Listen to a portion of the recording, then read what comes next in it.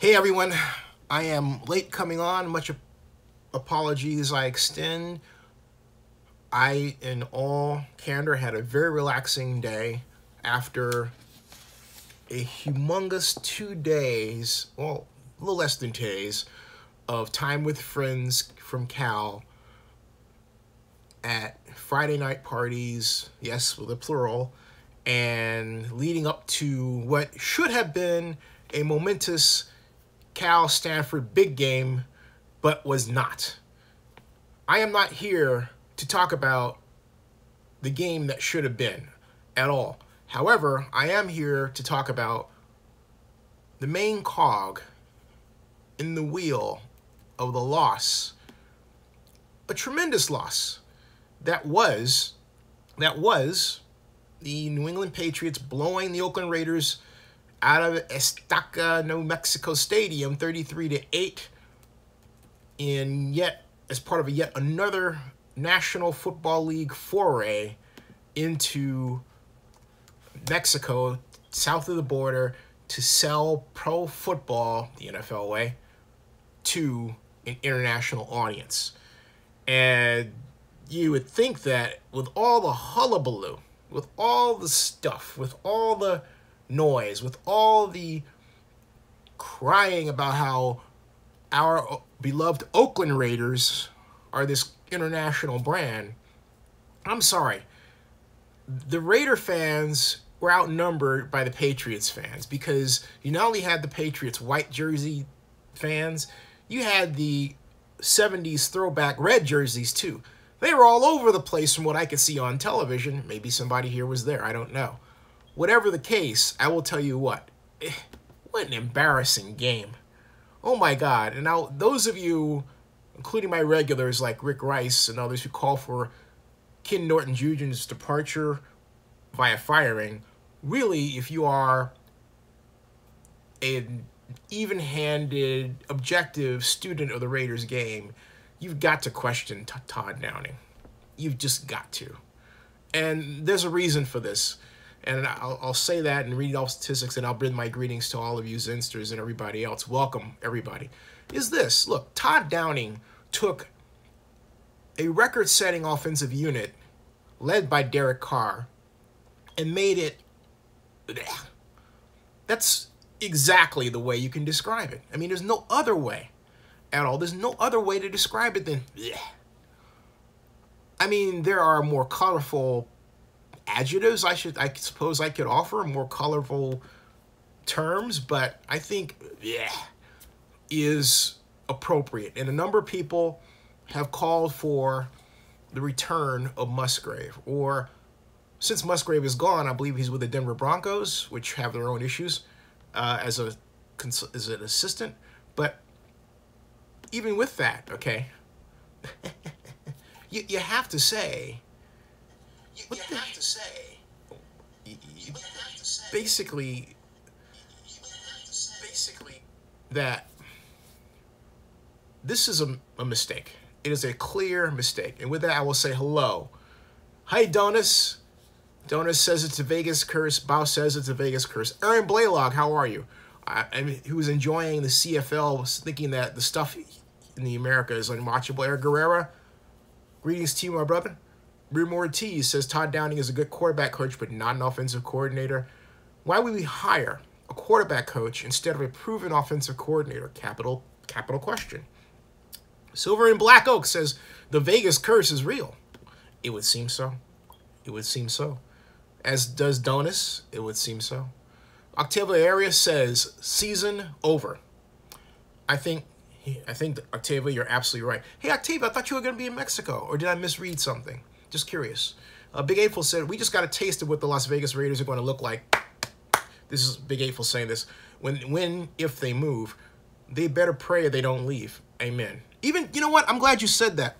Even Jack Del Rio, even the great Jack Del Rio said at the press conference afterward that about the home field advantage, he said that, in so many words, he said it didn't feel like home, okay? And let me see if I can find, because it would be great to get the video where he said that, and find something that I can play.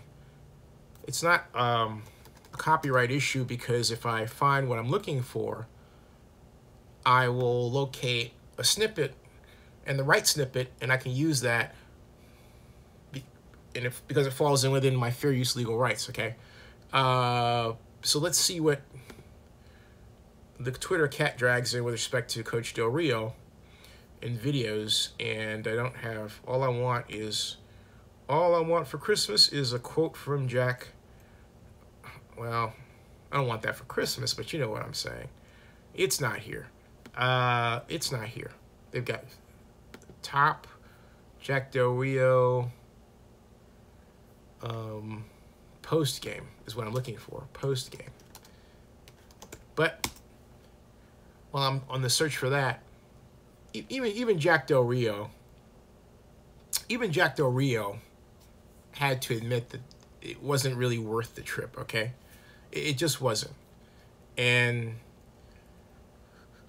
okay, that is not here. What I'm looking for is not here, so I'm not going to worry about it. But he did say that earlier today, and he remarked that very simply. He said it was the fans were nice. He complimented the fans. He said that Mexico basically was a great host, but there's nothing like. But it didn't quite. What he said was that it didn't quite feel like home. He took great pains not to diss Mexico, but he wasn't happy.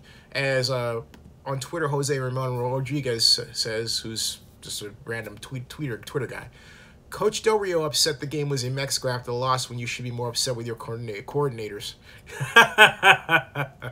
Yeah, and we've got now another people are calling for them to fire Del Rio. All right, so we're gonna get back to our home here, and more of your comments. More of your comments. I got Bay Aples there. Raider Kuko, how are you? So he tweets, or rather comments, we need Bill Musgrave back. Octavio Arias says season over, as I mentioned. And Harry Dunn says both coordinators need to be fired. Aaron Blaylock's talked about the CFL. And Richard Hike says on NBCSports.com. Thank you, Richard. And find the quote NBC at NBC Raiders. I want to do that right now, Richard. Thank you. Aaron Blaylock says, do you think being here with the fans, the Raiders could have won? Absolutely. It was a complete mistake to have this contest somewhere else like Mexico, anywhere else but the Coliseum. We've talked about that before. We talked about that a long time ago when this was first announced. Like, hey, why are you going to Mexico when it's a home game at the Coliseum? No, I had lost. Okay, folks, I'm going to have one more interruption because I have, well, in the interest of full disclosure, I have dinner being delivered because since I'm in town, there's a particular, I'll just say it. If you ever need, you're in Oakland, great Chinese. All right. What I was going to say is this. If you ever need great Chinese food in a pinch, Yang Chow, 3311 Grand Avenue, best Chinese food delivery in Oakland. That's right, and that's the thing I said, Big Apeful. So hold on a second, because they're right at the door.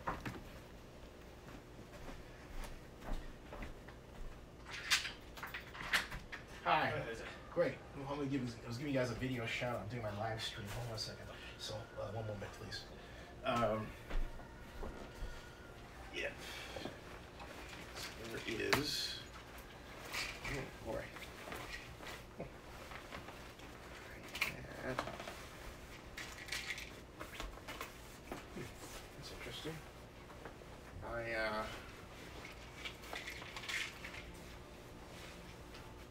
Oh, there it is. Okay.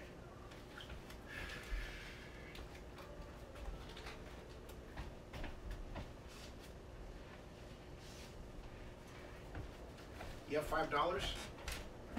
Sorry? You have $5? Because it's 30, right? Maybe 30 and 85. Yeah, you have $5. I'll call it even. Yeah. Give me 1 second. I'll bring the change from my Okay, cool. All right.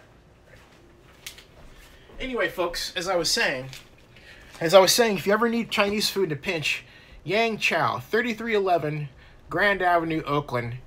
I did this deliberately to blast them out there. Great food, fantastic people, great family I've known for, I've known since 1997, and it's 2017. So 97, 2000, 20 years.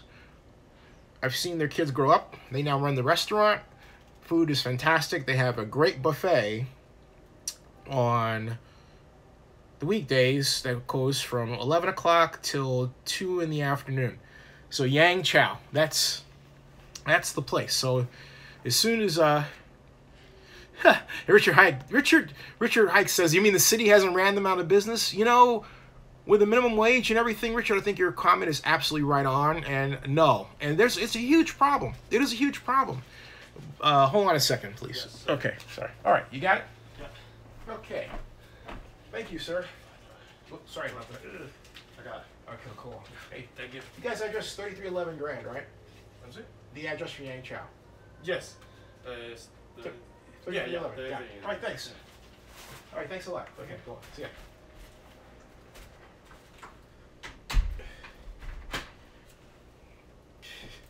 Okay, folks. This is for later.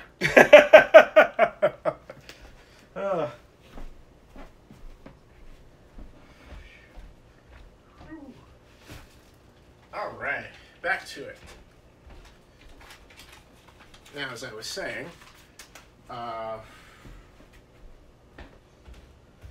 okay.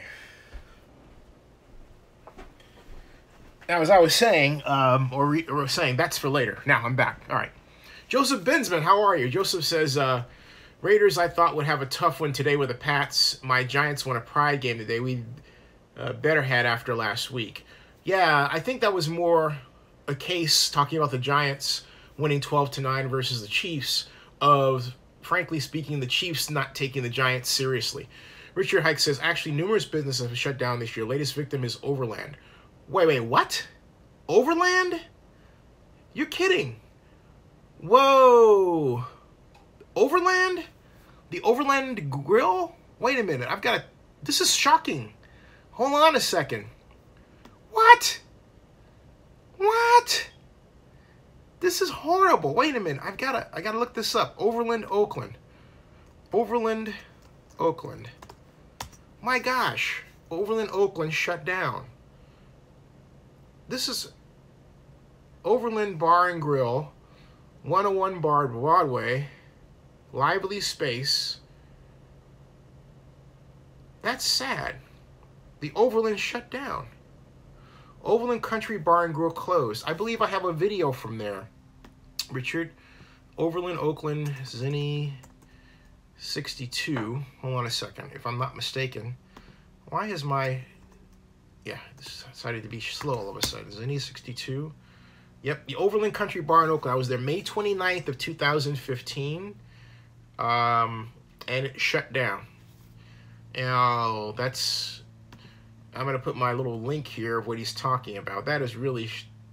In fact, hold on a second. Let me show you all what he's talking about here. That's sad news. That's a sad thing to hear of. Hold on a second, Richard. Thank you for telling me, I think. But that's very sad news. Hold on a second. I want to give you guys a taste of what he's talking about here. No pun intended, if you excuse the pun. And it's... Oh, boy, oh boy, oh boy. Another case of... Okay. There's that. There's this. Okay. Now watch this, folks. Let's see here. Right there. All right. This is me at the Overland Grill. Bar and restaurant, is that right? Down, everybody. I'm at the Overland.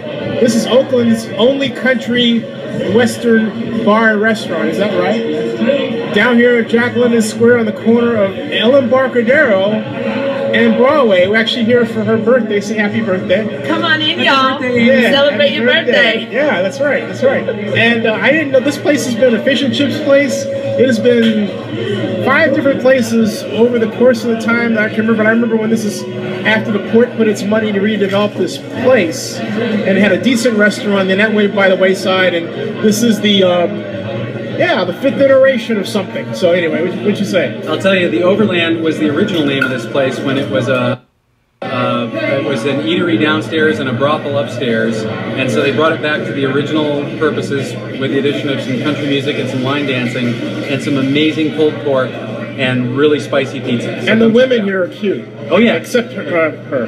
She's better the looking. Guitar. Check out the guitar. There's a guitar here. Wait a minute. Yeah. See, look at that right there. It's a guitar here. What is this? It's pretty cool. Is this your guitar? Is this? I thought it was the guy's guitar that went rushing by me back there. He just was he went in that door over there. Whose guitar is this? Do you know the story of this? I want a guitar like that. Very sexy women on that guitar. Say that again? There's a very sexy woman on that guitar. Do you know her? I don't. Do you? No. Well, I know somebody that looks like her. Anyway. All right. All right. So anyway, that was, according to Richard Hike, that was the Overland. That's sad. That's really sad. And the Overland Grill is a great place to go, not just have great southern influenced food, but also dance to country western music if that's your thing, as it is on occasion mine. Wow, Richard, I'm really sorry to hear that news. I really am. Very sorry to hear that news. That's not something that I expected would be something I wind up talking about today. Really sad. Really, really, really sad. Very, very sad. That's not great. And I think it has to be noted that the problem, and I don't want to get off on a rant here or a digression. Actually, they're showing the Raiders highlights here right now, and I'll get back to the NBC Jack Del Rio quotes. But Richard is actually right. The minimum wage. The minimum wage is killing people. It really is. Here, I'll get that another. But there are a lot of places that are slowing down because they cannot afford to pay the minimum wage to their workers at a time when you have the housing costs are so high and the rental costs are so high that you have people on the one hand being squeezed who are waiters and waitresses and restaurant workers. They're trying to meet just their standard dwelling costs, and on the other hand, in turn making demands on their laborer hirers and restaurants for more money, and then they can't afford to pay those people. Those people either have to leave town. So sorry about that.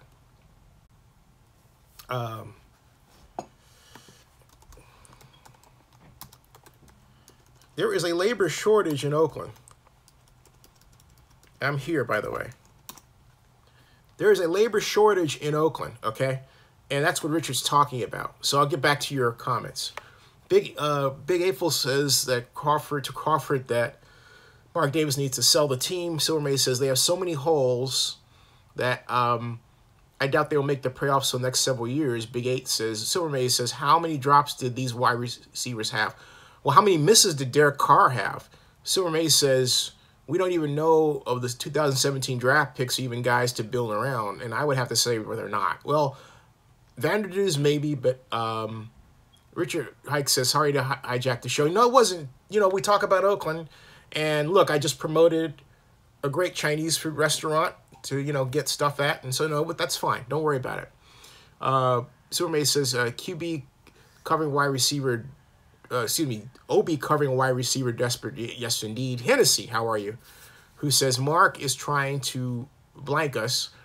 I think he really is trying to break the fan base apart so he could say, you see, Oakland don't want us. That's what I think. And Richard Hike says, people keep talking defense, but the offense didn't do squat until basically garbage time. And Harry Dunn agrees with Hennessy's comment about Mark trying to not treat the Raider fan base well. So that's where we are at right now. I will now tweet this out. Where's Barry Lee when you need him? Barry Lee, John Marks, not around. Big April says, Coop can't play. Hey, he can. He scored. Coop scored a great touchdown. We've got to give it to Amari Cooper. We really do. Now, Dilden Delgado says, TD wasting a great offense. TD is Todd Downing. Todd Downing is wasting a great offense. So if you're watching this video on demand, you're wondering why I'm looking down, folks. What I'm doing is I'm reading. I will show you in a second why, just so you can know for future reference if this is your first time, watching my live stream show. If so, welcome. And if you're a regular viewer, you know why, right? But this is what I'm looking at. When I look down like this, this is what I see, okay? Like this. What's going on here? This won't switch. This is what I see there. There, that's what I see, okay? And then this. For example, Silvermaze says, Patriots really didn't do that much, was impressive, yet just Raiders made them look better than they are. And Harry Dunn said, Norton putting in Melifulu at quarterback in second career game against Cooks is all you need, how inept he is. I think that was Del Rio's call. Richard Hike says, I was actually impressed by the Raiders' ability to run the ball today. I was. That's still, I wasn't. And there are plays that Downing calls that, now really consistently leave me scratching my head. For example, there was one play that was, it was born of the air raid spread offenses, and you have the running back going this way and then the receiver going the other, all right, like that. And they faked to the receiver and they gave it to Lynch going wide, but they didn't have the blockers to seal off that side because they had a 5 offensive front. They didn't have a big tight end or an overset unbalanced line to that side to make sure Lynch had room to the outside. And then on top of that, because there were so many receivers over there anyway, there was the Patriots they were not outnumbered, okay? So it was one of those head-scratching plays that lost 2 yards. I mean, Marshawn Lynch wound up running a long, long way to lose 2 yards. So welcome to Zinni62, everybody. It's nice to have you here back in Oakland for a live stream discussion of the Raiders' horrible blowout loss. And that's exactly what it was. It was a horrible blowout loss to the hated New England Patriots.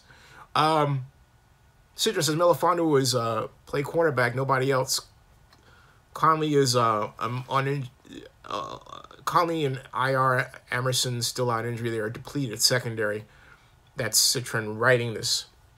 Linrad, who's new, says Lynch would have had 100 yards if they kept giving him the ball. Yeah, but the reason why that didn't happen was because, and this is on the Raider defense in this instance, is, well, first of all, it's the Raider, it's again the yin and the yang. The offense, from my estimation, didn't give Lynch consistent opportunities to break it. And not just the running play I discussed that was the fake sweep, the fake sweep one way, sweep the other way play, all right? It wasn't just that was the problem. It was, there were a number of plays that are questionable that they have put in or you can call with Marshawn Lynch carrying the ball. And overall, it is still an extremely disappointing effort of play design and the execution follows the poor design. Poorly designed play, poorly designed execution, okay? that's it. So, hey, John Marks, welcome. How are you? And Citrus says Lynch had gotten first down on 4th and 1. He was playing. He would have gotten it, you mean. And Superman says, did they even scout the Pats or too busy drooling over the Vegas groundbreaking? Or maybe too busy, doing what they did in Miami and celebrating and everything else. I don't think it was drooling over the Vegas groundbreaking. That's a matter because we pay attention to it. I firmly contend that this was a poorly coached contest. The Raiders' problem can be distilled into this simple sentence. They have too few offensive plays from which they draw too few of a repertoire to attack a defense, and the set is so small that it doesn't leave room for adjustment. So you go in with, just by looking at it, it looks like the Raiders went in without maybe 30 offensive plays. That's it.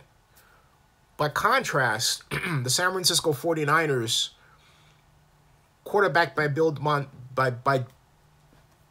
Joe Montana and coached by Bill Walsh in the 1981 Super Bowl 19, pitting the Niners against the Bengals, went in with 89 passes and 31 runs. That was only a portion of their playbook, but it gave them enough flexibility and enough variety to attack the Bengals in a number of different ways, and they did.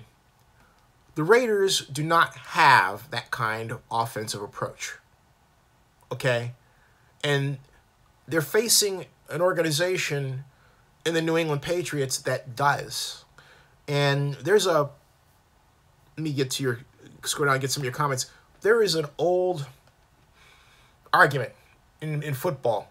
Do you have shifting and flexibility? In other words, or do you have a lot of plays? Okay.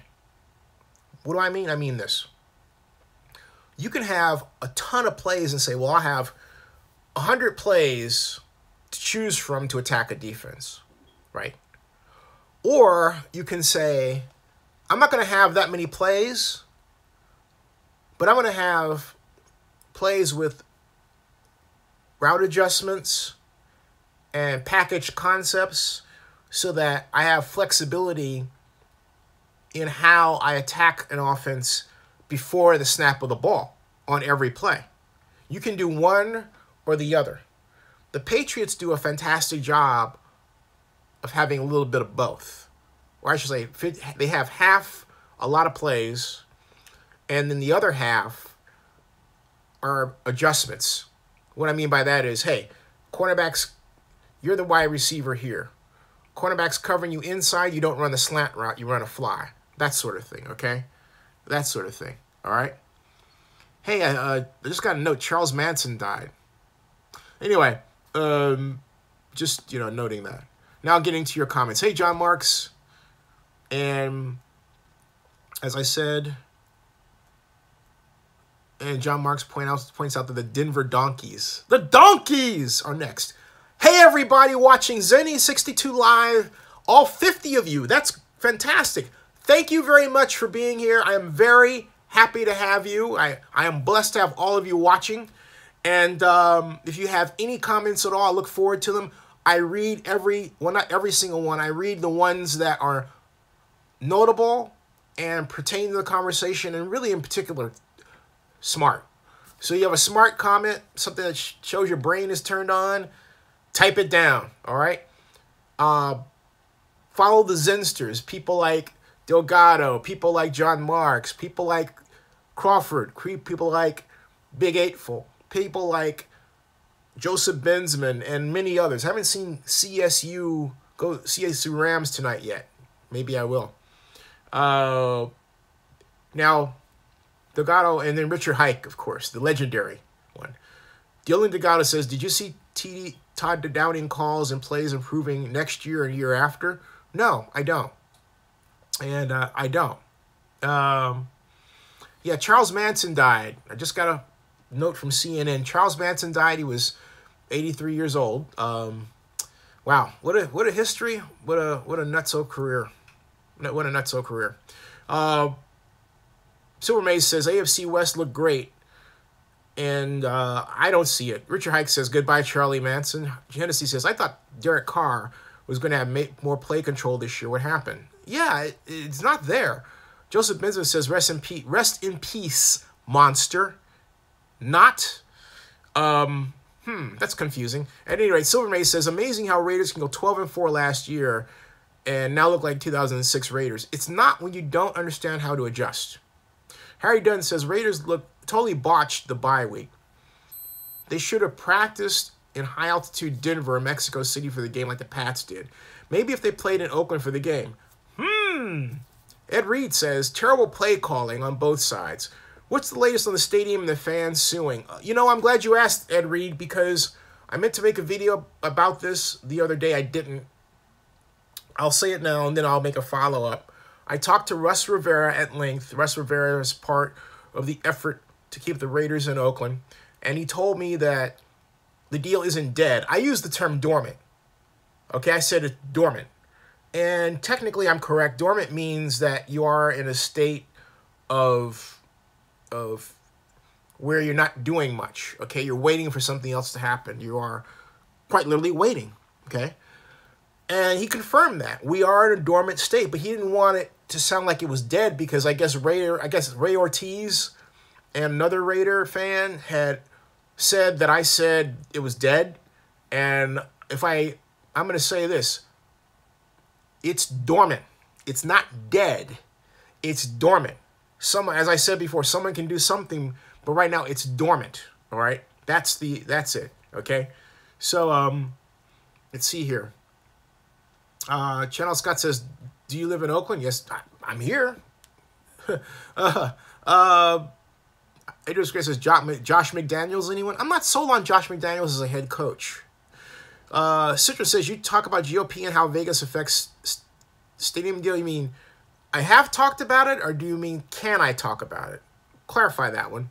Silver Maze says, I don't know what's worse. The Raiders being destroyed or that $96 million for Justice League box office. Has anyone seen Justice League? I haven't seen it yet. Jack Bauer says mainstream media can't hide now that they have to start reporting this. Linrid says, it seems to me like Todd Downing and Derek Carr are not on the same page at all. No, you got the same impression as I did, right? Ugh, awful stuff. I mean, that scene on the sidelines during the telecast where Downing has this perplexed look on his face like, what? I got that on Zenny62. Let me show you that because I think it was something that was unfortunate. And it was, I mean, they seemed to talk a little bit later. They put their heads together and you know, improve things. But as people have noted right here, it came at garbage time, excuse me. And it was not that it wasn't possible to come back because it has been done before, see Peyton Manning, but against the Tampa Bay Buccaneers when Tony Dungy was coaching, when John Gruden was coaching the Tampa Bay Buccaneers and Tony Dungy was coaching the Indianapolis Colts. Now, when I say this, we've got images right here, videos. Todd Downing looks frustrated. And it's funny. The search here is not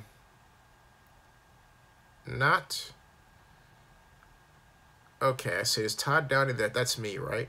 All Todd Downing, Derek Carr, Zenny62, frustrated. Let me do this. Go over here and go here. All right. This is what we're talking about. And this is on my new Oakland News Online blog. Have a look at this. Okay. Todd Downing looks frustrated. And this is coming into relief in a few seconds. Watch this. And still coming into relief. If you want it. Yeah, here it is. See that? All right. Look at that. Look at that. And I didn't record the full clip of their exchange for copyright reasons. I just freeze framed it and talked about it. But look at this face. And not only that, Tony Romo's circling his face at the time. You know, that's even more embarrassing when you are in the middle of an obvious disagreement with your quarterback and the both of you are frustrated, and you have none other than Dallas Cowboys number 9, Tony Romo, being the color analyst, calling you out on, well, international television, right? I mean, how crappy an experience is that? Oh, wow. Now, Charles Scott says, take Bart. Okay. Don't know what he's talking about there, but whatever. Let's see here. Harry Dunn says, I saw a little underwhelming. Saw what? It seems to me like I got that part. Richard Hike says, saw the Super Friends last night. I thought it was terrible. He's talking about Justice League. Big April says, Jim Moore. Yeah, Jim Moore got fired. That's shocking. Could be, though. He says maybe the Raiders' next head coach. Big April, good idea. I happen to know his agent. I'll chime in. Joseph Binsman says, a good amount of teams seem to have messed up their coordinator positions this year. Atlanta's offense is not producing like it did last year, notably. Yeah, there's a parallel, okay? Because, in a sense, you had Kyle Shanahan, who did wonders with the Falcons' offense in his second year. Now, his first year, he didn't do well at all. And you had Bill Musgrave, who did wonders with the Raiders' offense in his, well, second year. And this should have been his third year, and he didn't get that chance, okay? And Richard Hike says, I hope the next one has the Wonder Twins. Can't get much worse, right? Ed Reed says, bring back Musgrave.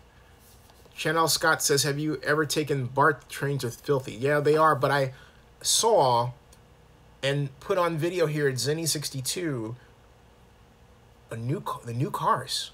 And the new cars are futuristic and nice. I'm telling you, they are futuristic and nice. Wow. So, Superman says, Raiders, I think, have average talent with bad coaching and bad football. I think the difference, I beg to differ. I hold the Raiders have over average offensive talent, but bad coaching. Corvette says, need to clean house. That's what Corvette says.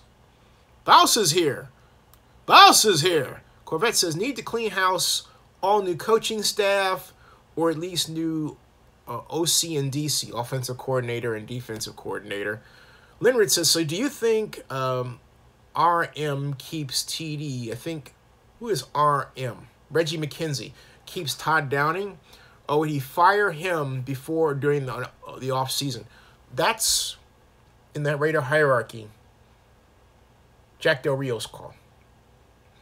If Reggie McKenzie makes any call, it would be to fire Del Rio himself. Which I hope doesn't happen because, I mean, look, I like Jack Del Rio. I want to see that. I'm just boiling it down to what it is. And I believe in continuity. You give a coach time to correct their ship, to right their ship. And look, if he doesn't right the ship next year, no, but first of all, what you do is you put him on notice, which the Raiders didn't do this year because there was no need to. The expectation was that the Raiders are going to rule the AFC and march to the Super Bowl. Remember that? Raiders. Raiders are going to take the AFC West. No question about it. Raiders are going to be the talk of the league. No question about it. Raiders have the modern version of the triplets. Derek Carr, Amari Cooper, and Marshawn Lynch. Remember all the talk? That was before the season. Now here's the reality setting in, and we're not getting that. We're 4-6. So there you go, all right? Now, Bouse, how are you doing? Bouse says, and guess who's in the house? Yes.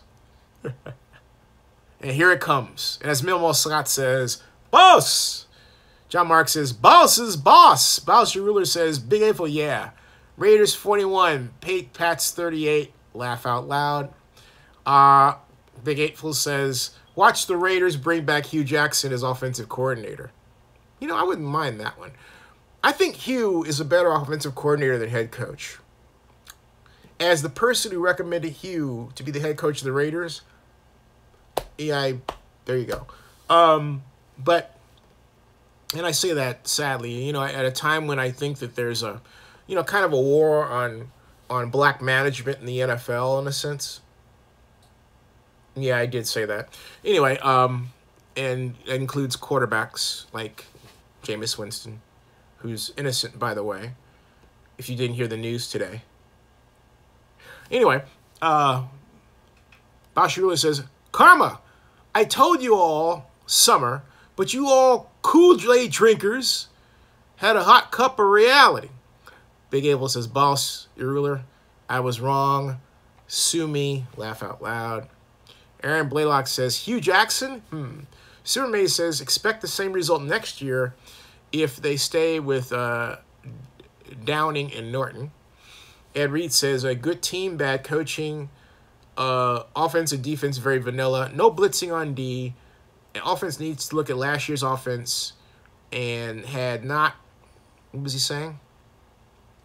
Had not for the pass attempt against the Colts last year, Musgrave would still be here. I think the issue with Musgrave, Ed, I remember, and I've told this story, but I'll recount it again because it's appropriate. I remember sitting with none other than the great Morris Bradshaw when we played Denver on Sunday night at the Coliseum. We were on the, as you come out of the West Side Club, going toward the main exit on the 200 level, where you go out and you turn, from your point of view, you're going out and you're turning left, or my right, but you're actually turning left, okay? And Morris and I were sitting at those round tables, one of them, right, watching that television that's up over the club suite C26 over there, C226. And, no, not C226, C214, excuse me, over to C214, all right? And we watched Musgrave call 3 successive pass plays on third and on a what was originally first and goal on the 1. And Morris was going apoplectic. And I was right there with him. And remember, he's not just a Raider legend, he's current Raider staff.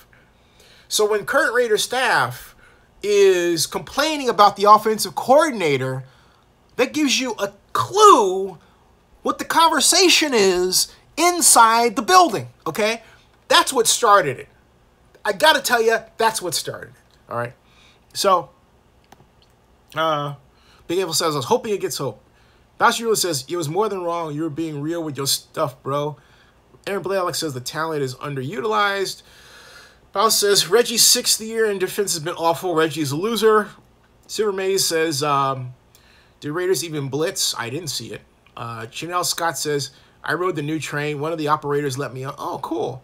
I was not allowed to film inside, though. I was. Orange is the new black. Brazil, you. Bowser Ruler says, haha, only morons thought the Raiders would win division. And Boss is talking major crap. Siton says they still might win AFC West the way it's looking. And Bouse disagrees. John Mark says Vegas is financially bad. He is correct. Citron never answered my question about the GOP plan. Now, all right. To echo something that Bouse asked me earlier today, does the GOP tax plan prohibit tax-exempt bonds from being used for a stadium that is for a university? And the answer is no. Because, in fact, Section 3601 is very explicit in its use of the words professional sports, well, professional stadiums. It means sports stadiums. Somebody left sports out of it, but the language later included sports in the main paragraph. It doesn't mention college. It doesn't mention nonprofit colleges. So there you go. Ed Reed says, let's see here. Got that one? And Boss Rule says Musgrave is a 49er, glad he's gone. Oh, get out of here. Come on, man. Look, you got this 49er thing that's just wrong, boss. I mean, love you, bro, but you're wrong. All right, you know it. John Mark says, Rick Rice, you are the man. He is the man. He is the man. Harry Dunn said, I heard you were in a Twitter battle with Winston Lawyer the other day. Is that true, Zinni? Yeah, it was. It was not only true, I made a video about her. And she wasn't, no, it wasn't Winston's lawyer. It was a person who claimed she was a legal consultant to Erica Kinsman's legal team. And she started piling on this whole Uber jazz, which I vociferously maintain is a complete amateurish setup. And it may very well be done by her. Look, in fact, I'm starting to put this together. I'm going to go on a bit of a... I'm going to digress for a moment because I want to get this out since you asked about it, Harry. All right. You got two people that have reared their heads on Twitter. Nancy Hogshead Makar is her name, is the person that I got in the Twitter battle with. And I made a video about her to call her racist, and I'll explain why in a second, okay? The other is John Clune, and John Clune is the other person that was involved in this lawyer team representing Erica Kinsman against Jameis Winston a couple of years ago, okay?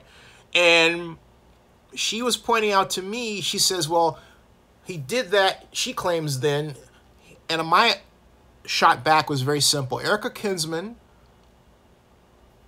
and I have photographs of her activity while in sorority, was, when she got drunk, sexually aggressive herself. She went after, thank you for the investment, Demetrius. Double shares night, for example. Tonight, folks. The night before, it was 2.5 shares. I got that marked. But at any rate, she was the kind of person who gets loaded, and then she, relaxes and her inhibitions lets down. And she's also new to drinking at the time, okay? And she was underage. She had a fake ID. No one wants to talk about that. And so what two witnesses, one of them Ron Darby had in a written testimonial said was, hey, look, they witnessed her being aggressive toward him, and they're having consensual sex. And he went into detail that I can't, and I do not want to. I could, but I don't want to use on this show. All right?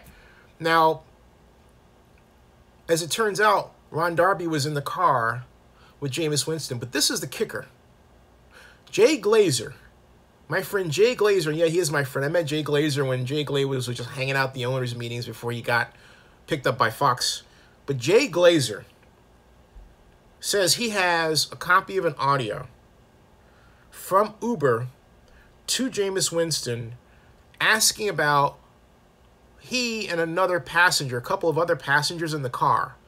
So basically, and that completely contradicts what the Uber driver wrote when she said it was just she and Jameis, okay? Now get this. Now this isn't from a witness. This is a phone, a copy of a call directly from Uber, okay? Directly from Uber, all right?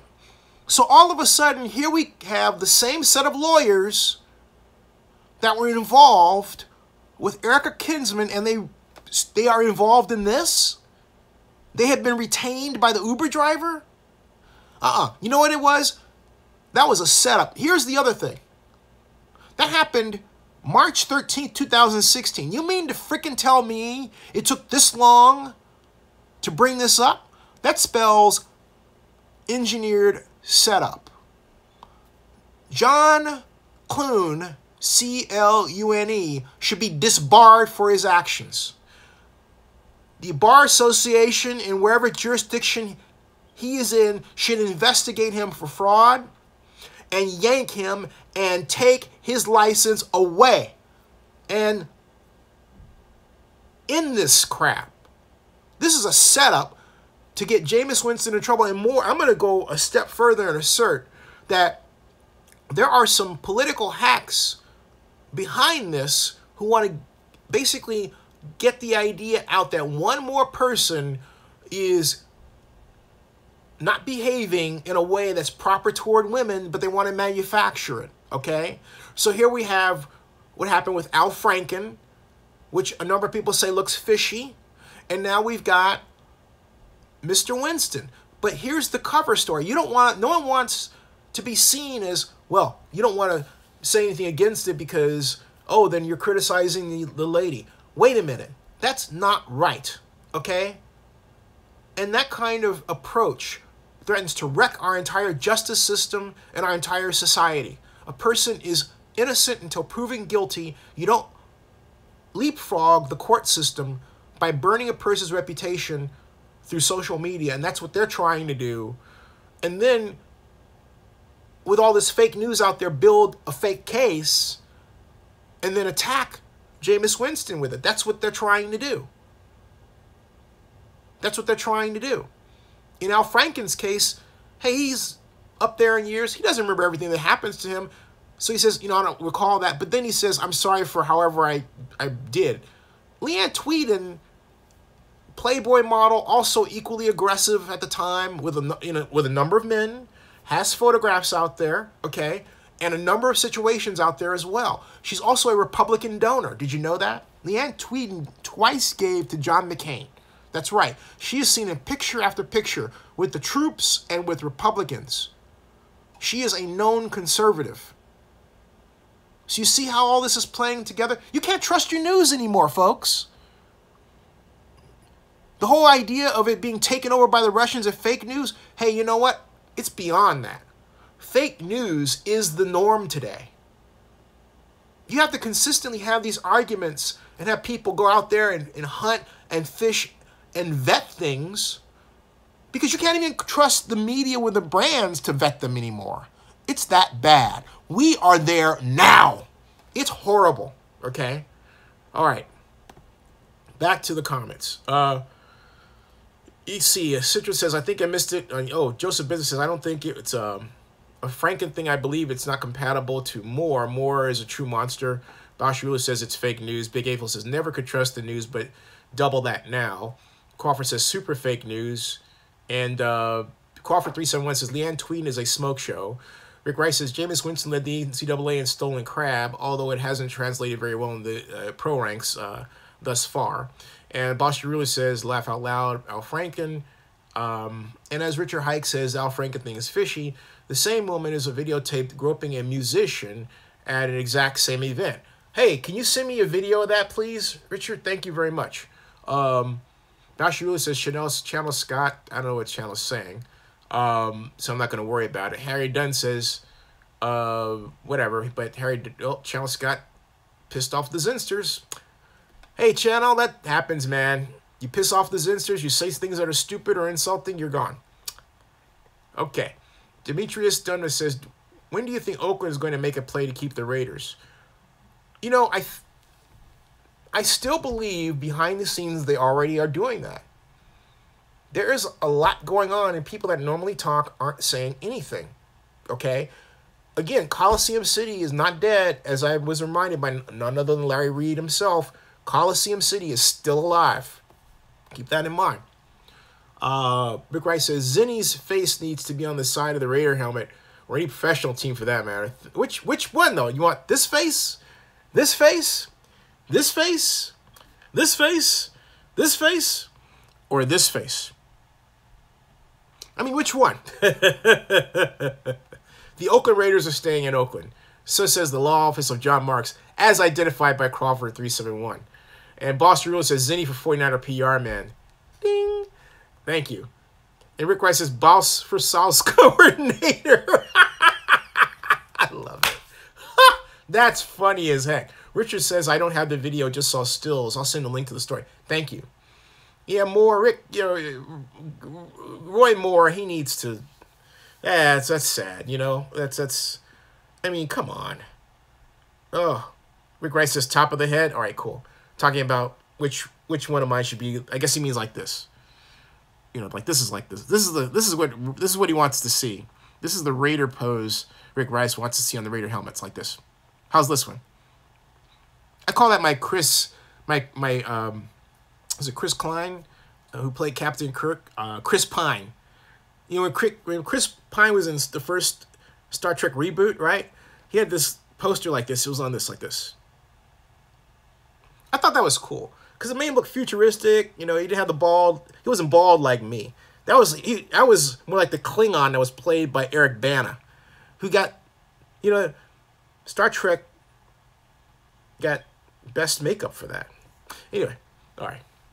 So, Bosch Rula says $870 million added to the entire project in Vegas. Correct, Z-Man? Ding! Absolutely. Rick Rice said, too intimidating. Nobody would want to play us. Thank you. Yeah, with my head on there, absolutely. Jack Bauer 24 says, how much extra cash do the Raiders need? Being for the Vegas project, I'll pull up my spreadsheet right now, and I'll show you where they are, okay? And Rick Rice says, I think we need to trade Cooper for, he has a horrible attitude. Hey, he scored a great touchdown. Hold on a second. Let me get this spreadsheet so I can flip this around and show you numerically where we are, so that you'll have some idea. And if you're just joining us, welcome to Zinni62 on YouTube live Sunday night. We're gonna go on for a while, folks, because I was originally supposed to fly out tonight, but I'm not. I'm gonna fly out Tuesday morning back to Georgia, and is everybody ready for Thanksgiving? Just wondering. I am ready to eat, but I'm not ready. You know, I can't wait to spend it with my mom. So, okay, so I'm going to open this. In the words of the immortal Popeye, "Open says me." Remember that episode? If anybody ever watched Popeye when they were little, like, you know, I stupidly did. I kept wishing that Popeye would get his ass kicked by Olive Oyl. I did say that. I kept wishing that Popeye would get his ass kicked by Olive Oyl. I was a little kid, okay? And I thought that Popeye had no business with Olive Oyl. He was weak, and I thought Olive Oyl should just kick his butt. Anyway, I did say that, okay? I really said that, all right? Hold on a second here. We've got open recent documents, Raiders bond. So I use Raiders bond calculator. Yeah, let me open that one. And then I've got the SNTIC document. So open them. I'm waiting for that to open. So if I do this, it's not that your screen hasn't frozen. All right. I just was waiting for, I was watching this blue line go across it, opening the spreadsheet, and the spreadsheet is now rendering. Okay, so there's that. And now I'm opening the next document, recent document. That's the SNTIC Stadium Bond document that I'm looking for. And then there's a third one that I made that I'm also equally proud of. Or as a friend of mine say, you're too arrogant, Zenny. Yeah, whatever. Where is that? Recent document. Oak Knoll addresses. Was it media shares? Let me just say open. Open.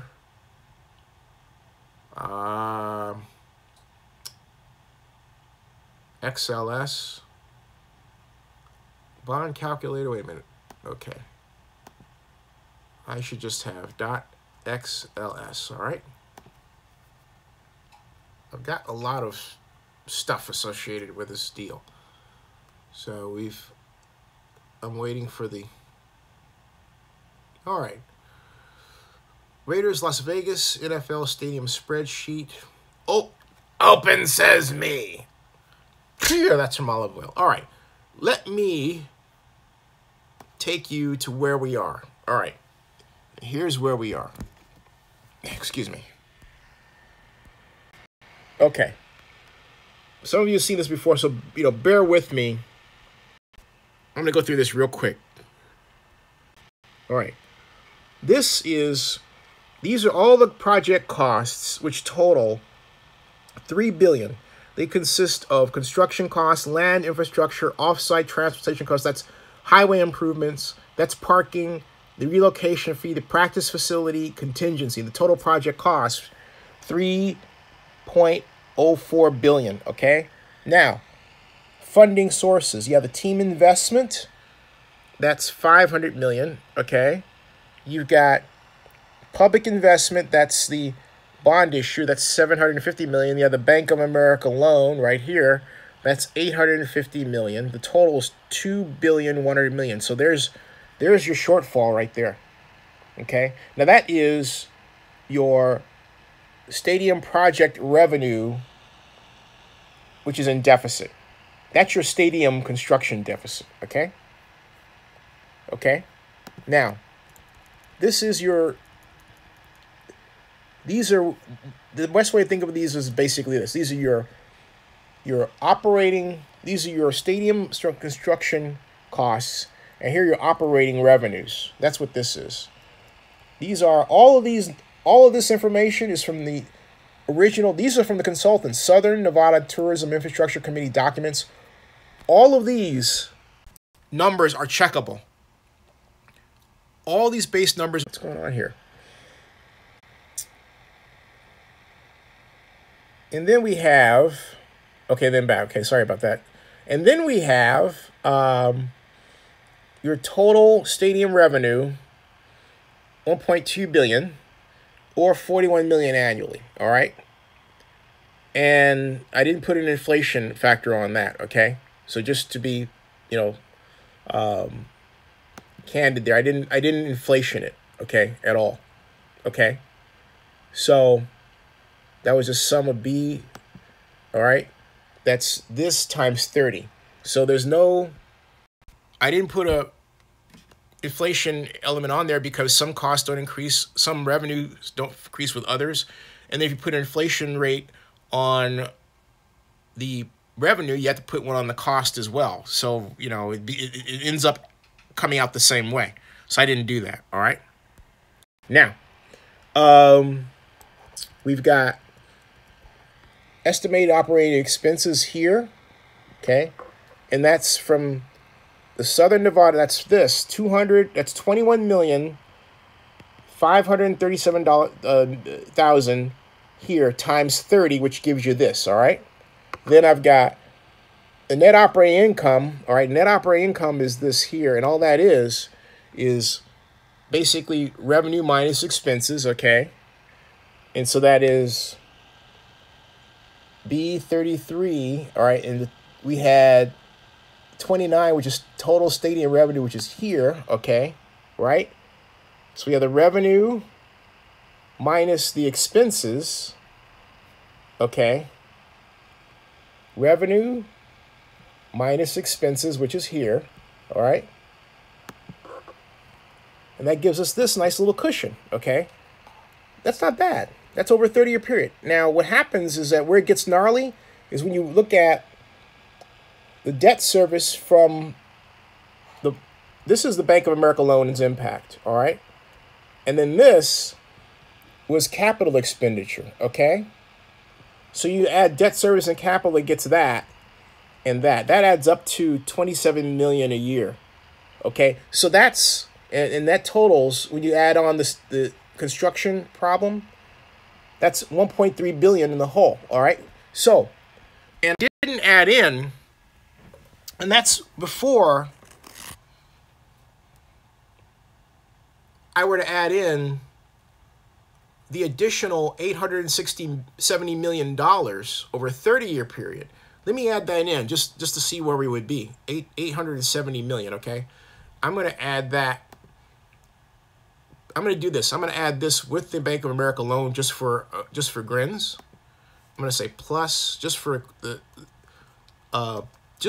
purpose of brevity of time with this presentation, okay? So I'm adding in, this is what I'm doing right now. I just typed in 870 million here, right here, okay? This is it, all right? See that? That 870 million is the total debt service that would have to be shouldered, a total additional debt service, and that's That's beyond the hotel tax. That's beyond what the hotel tax stream is paying for. That's because of the GOP tax plan. You understand? Okay, so we have that here, which impacts, you see that? It was the B of A loan debt. Now we've got this additional loan debt because the GOP tax plan is shifted over. So we click, and this is what we've got to. You see that? We're at 1.389 billion. We're at almost 1.4 billion in the hole. All right. Our freestanding operating cash flow is in the negative. 449. This is what it does. 449 million. Okay. That's in total. I didn't break this out on an annual basis. I should do that. So let me go over here. Right? Over here. And then do this. And then say, this is an exercise in formula writing, folks. Say, all right. Do this, right? Then say 870 million. 1, 2, 3, 4, 5, 6. All right. What? Right? Divided by 30. Got that? Because it's 30-year lease, okay? And then the assumption is that we're going to be shouldering that bond debt cost over a 30-year period. So it's 870 million. Let's count our zeros. 870, 1, 2, 3, 4, right? We got 1, 2, 3, 4, 5, 6. I think I had to add one more zero there, all right? One more zero. 870 million. 1, 2, 3. It looks like 170 billion, doesn't it? Let's see, take that away.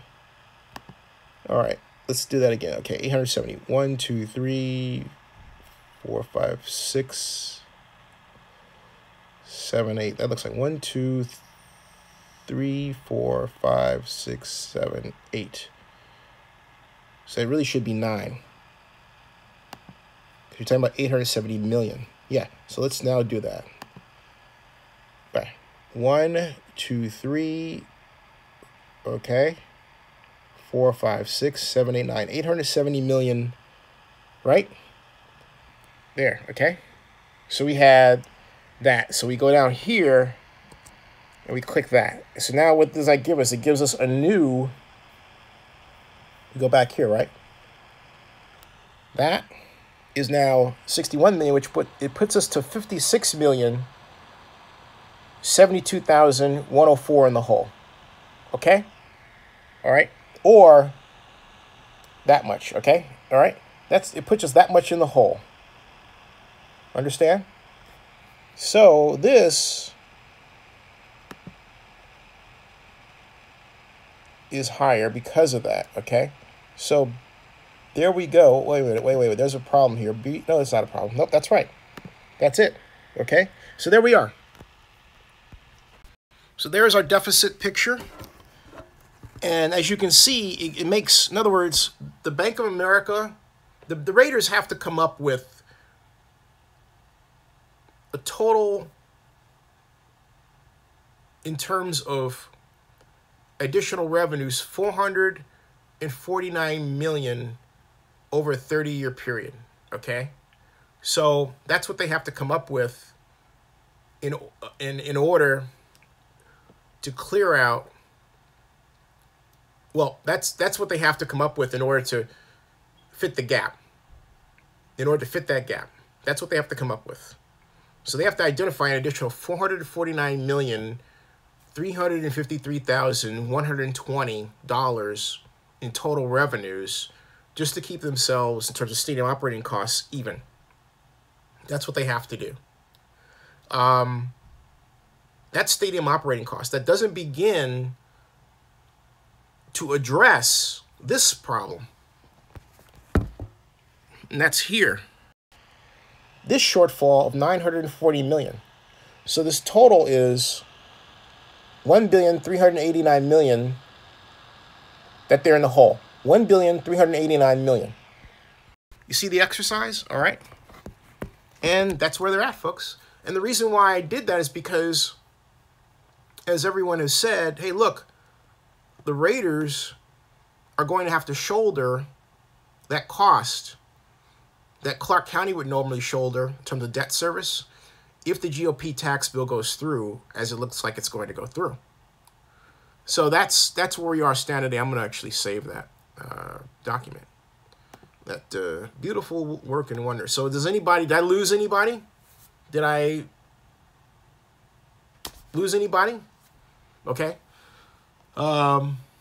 So who's your daddy? Hey, who's your daddy? How are you? Oh boy, I lost about, wow. I lost 14 people. They're like, oh no, numbers. Ah, you can come back now. But I never turn down a request to be nerdy. Okay, I just don't. But that's an important point. Silver May says, always signed a 4-year extension. Yep, he did. Who's your daddy? Says, Zinni, could the Raiders Vegas deal possibly be exempt from the new GOP tax bill since it's already a part of Nevada law, or would the Fed tax rules be retroactive? Neither. It's not, because it's part of Nevada law, there's no, let me put it this way. There's no accepted amendment to the bill that allows that. In other words, it doesn't just automatically happen. Section 304 is very specific. It prohibits for any bonds that have not been sold or let to be sold before November 2nd, which is already passed. And that includes this one. It prohibits their creation and sale. People get the whole thing confused because all the Nevada legislature did was approve that kind of bond from the legislative level. The bond hasn't been designed. We don't know what the cost is going to be. And the reason why we don't is because we don't know what the guaranteed maximum price of the stadium is. The Raiders have not yet turned over the land. I don't care where the Raiders say they are. It hasn't been done yet. They haven't turned over the land to the stadium authority, let alone sign the non-relocation agreements, let alone got the guaranteed maximum price to get that ball rolling. And now comes the GOP tax bill. So all of that will be brought to a stop if the GOP tax plan passes. Now, just because a person offers an amendment doesn't mean the amendment will be accepted by vote. So this is pins and needles time for that project. They're probably lobbying their ass off. But you have Democrats and Republicans who have wanted this prohibition for quite some time. And the NFL is not politically in the best place to receive it. Donald Trump could come along and out of spite decide he's going to single out any sport that doesn't show the appropriate deference to the flag.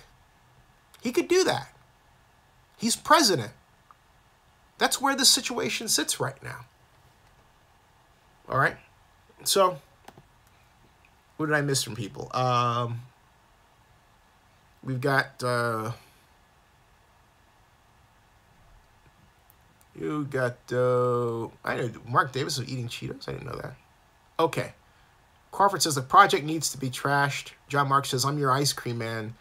Stop by me when I'm passing by. Is that a nod to the ice cream truck? You know, the horror movie? John Marks? All right. We've got, Rick Rice says, Zinni 62 for both OC and DC. Thank you. Crawford says, they are telling only UNLV to wait in the wings. Then they can get their stadium because they're not a professional sports franchise. That's right, they're not. And look, that's why I've said that's the problem here. And I've said it before and I'll say it again. UNLV is in a terrific position. I mean, a terrific position to get the stadium they've always wanted. The money is there. Adelson will write a check for them to fill the $200 million gap as called for by SB1. And now you've got the GOP tax plan. So it's perfectly set up for Adelson. Adelson can get public money out of sports. He can spend liberally if he wants to on sports the way he wants to do it. And the Raiders would quite literally have to bow down to him. So I given that, I can't see this amendment passing because Adelson is sitting right there and knows that if the GOP tax plan passes, he becomes the king again. He gets his revenge. Hell, he may have even engineered that provision in the tax plan. All right? So, Silver May says, nothing like a draft dodger talking about patriotism. Bausch says, good explanations. Hey, thank you. I think I'll break that part out, too.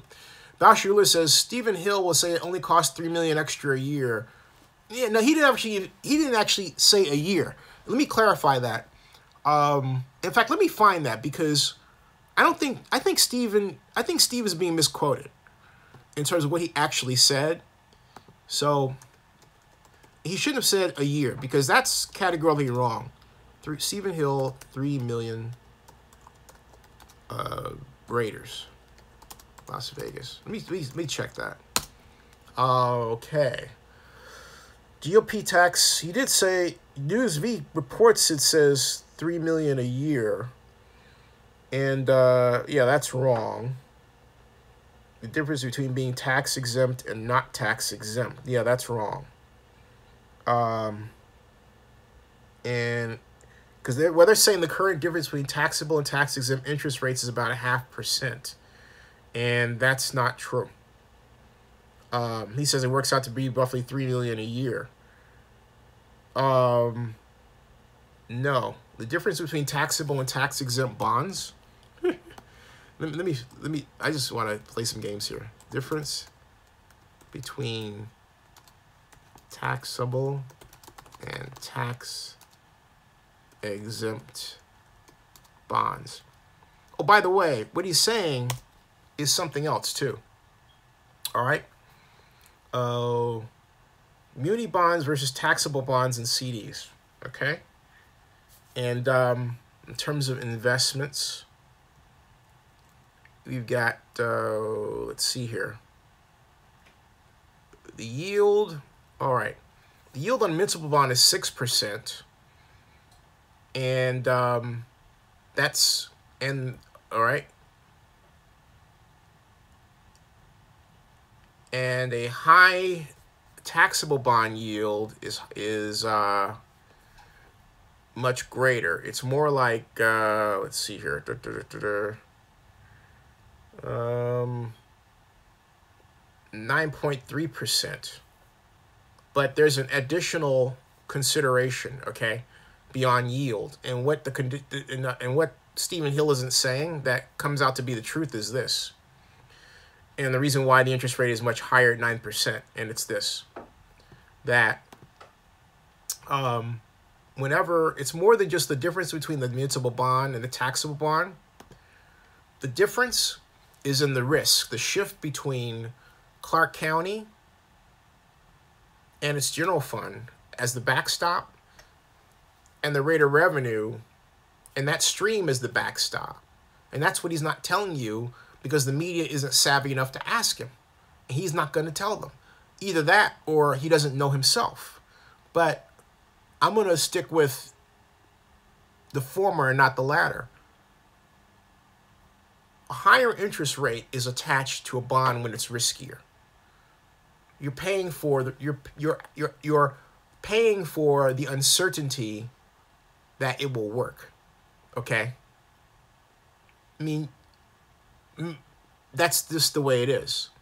The reason why you pay a lower interest rate if it's based on Clark County is because of the humongous size of the Clark County, Nevada General Fund, or in the Raiders' case when they returned from Los Angeles back to Oakland, the Alameda County and City of Oakland General Funds. Those are enormous pools of money to just dip into when you're in trouble in order to keep your bond from going into default.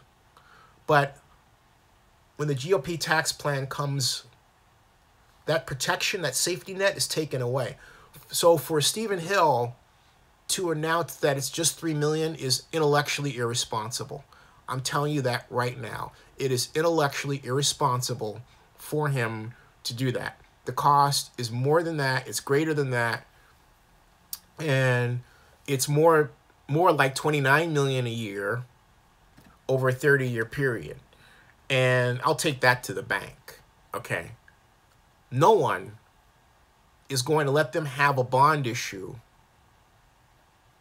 when you're putting the bond debt service cost on a revenue stream that already has a loan to pay off. And you know, Bank of America, no one's asked Bank of America what it thinks about this, because its original loan structure was based on the idea that there would be no GOP tax plan.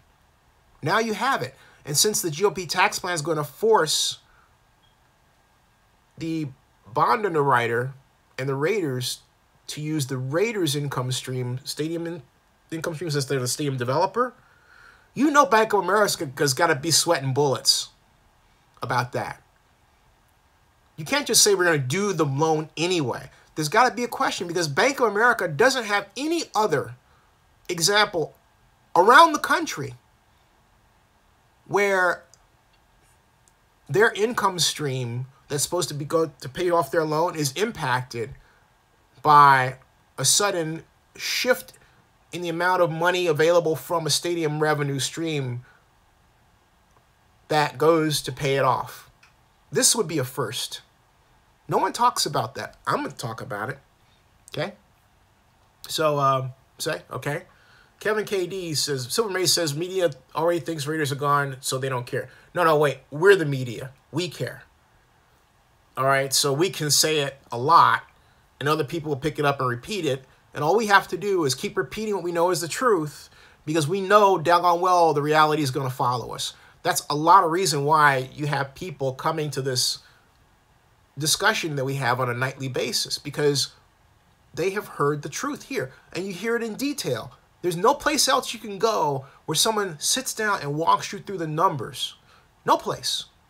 No place at all. So we're the media, okay? And that's a powerful thing that, you know, I think people here should really cherish. The fact that this is the place where you can actually dig into the engine behind this deal and see if the engine is really designed to operate properly, okay? And so Rick Rice says, or a bologna sandwich. Silver Maze, Kevin KD says to Silver Maze, true, but they should at least be able to know the Raiders are negotiating to stay in Oakland through 2022, right?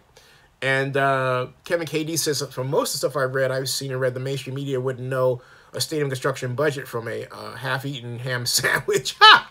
Hints. Rick Rice says, a bologna sandwich. Yeah, and they don't ask. You and I, now, as to Silver Mace says, he says, you would think the Raiders are playing the 85 Bears defense, talking about the game today. Rick Rice says, Reggie Nelson needs to take 2 weeks off and then quit. Ooh.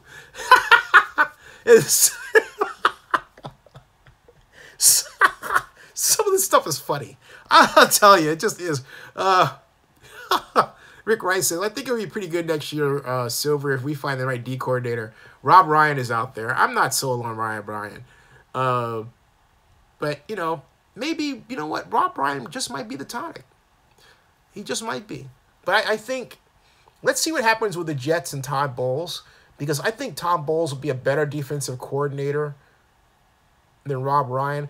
And I think Todd Bowles would give Jack Del Rio enough intellectual freedom to let him run the defense as he sees fit, and Del Rio be the administrator. You know what I mean? And just not have to worry about this unit or the other, but the overall direction of the team. And am I anticipating that Todd Bowles will get fired from the Jets? Yeah, I am.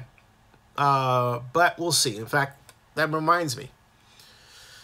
News Style, how are you? Says, that was plain and simple embarrassing today. It was.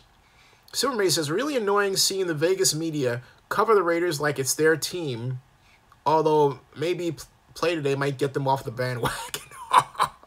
I wonder about that. Yeah, they do cover like it's their team. And it's what little Vegas media there is. And keep in mind, most of the Vegas media that's written out there is owned by Sheldon Adelson. There's the blogs. Hey! Big announcement, but I'll make a video about it. I did mention it on Facebook. Zenny62 Media has been credentialed to cover. For the 9th straight year, the Consumer Electronics Association CES 2018 Tech Show in Las Vegas. That's right, the 9th straight year. Xenia 62 Media, more YouTube videos from CES than any other single person or media outlet, and we're back, and I'm excited. Woo! Hashtag CES, that's right. So I just want to make that announcement. I will be in Vegas. And yeah, I'll kick over the property and see what's going on. But I'll be in Vegas. Don't know where I'm going to stay yet, but I'll be in Vegas. Harry Dunn says the Las Vegas defenders are saying the GOP tax bill will. They're quoting Steve. They're quoting Harry Dunn. You missed what I was saying about the $3 million per year. That's wrong. It won't only add $3 million per year to the bill. That's completely wrong. And that's 1,000% wrong. In fact, it's more like $29 million a year. So Rick Rice says, what a great idea to put Miller Forwell in as a corner against Cooks. Whoever did that should be fired.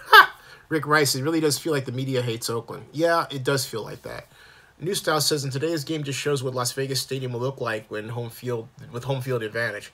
I agree with you. You just got a preview of something you don't want to see. Talk about scenarios. Whew. Bad ones. Silver May says, never noticed these Vegas fans on Twitter till a few months ago. Longtime Raider fans laugh out loud. Yeah, right. Yeah, I know. You know, they were never around before.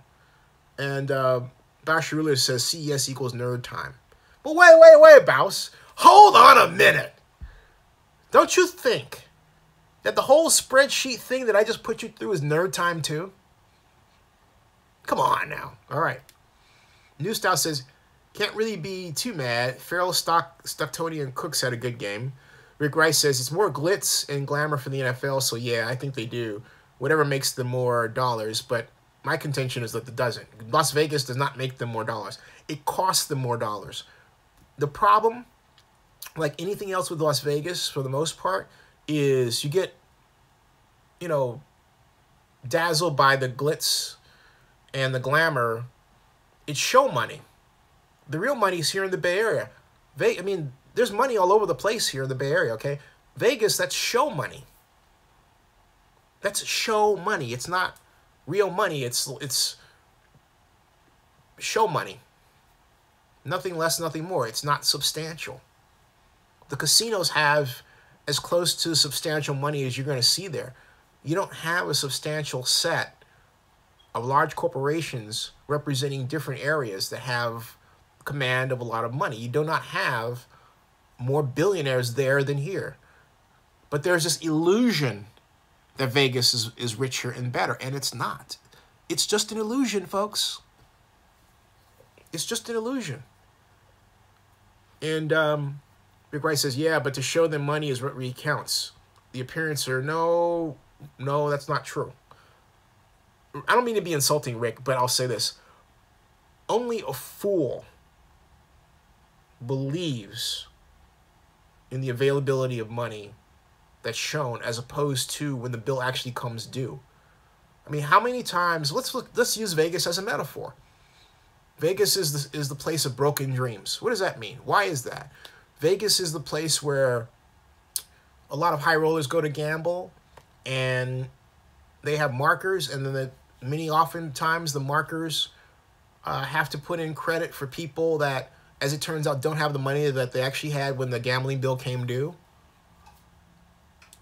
And maybe they have to go to prison, debtor's prison.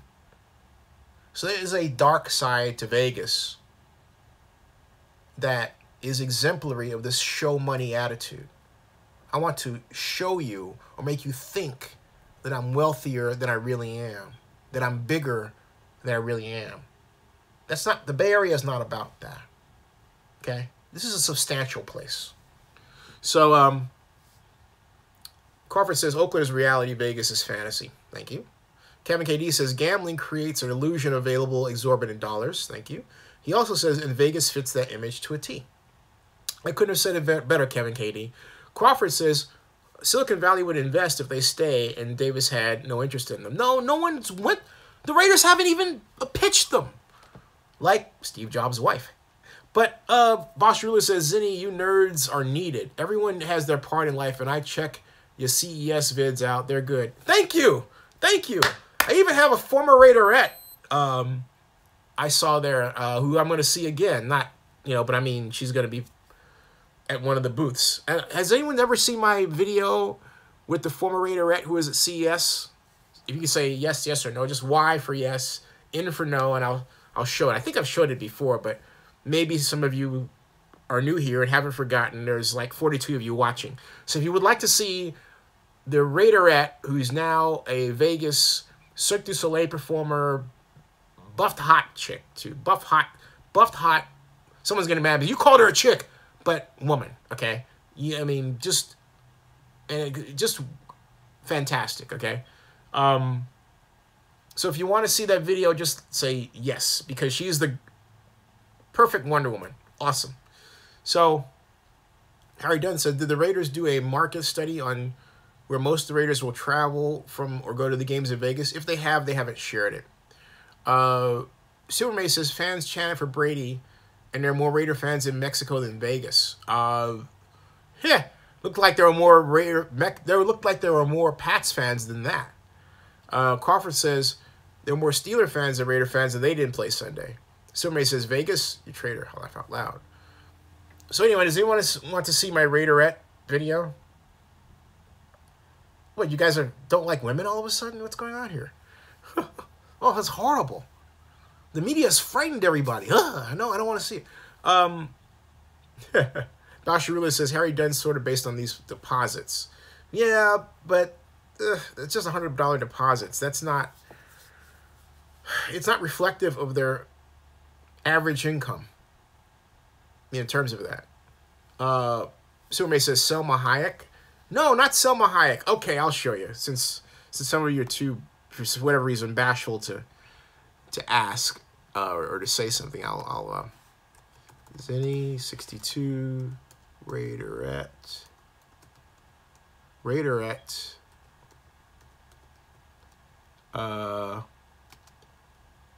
Let's see here. Raiderette CES. Let's see if that does it. Leanna Christina. Here she is. I found it. And this is for you, boss. Hold on a second. Wait a minute. Leah was a Raiderette. All right, hold a second. All right, wait a minute. Raiderette. Oh, I loved it. And yeah, hold on a second. Okay. This is buffering a bit. Wait a minute. It won't freeze. Now it froze. Okay. Here it is. Don't say you haven't seen her before, but you will see her again at CES. This is Leanna Christiana, who was a Raiderette. Right there. Boom. And, all right. Well, for some reason, that's not opening up, so we'll just do it this way. Wait. All right. Now that. Then that. Still not opening. Slow. I'll take that. Wait a minute. Okay. Yeah, Leah was a Raiderette.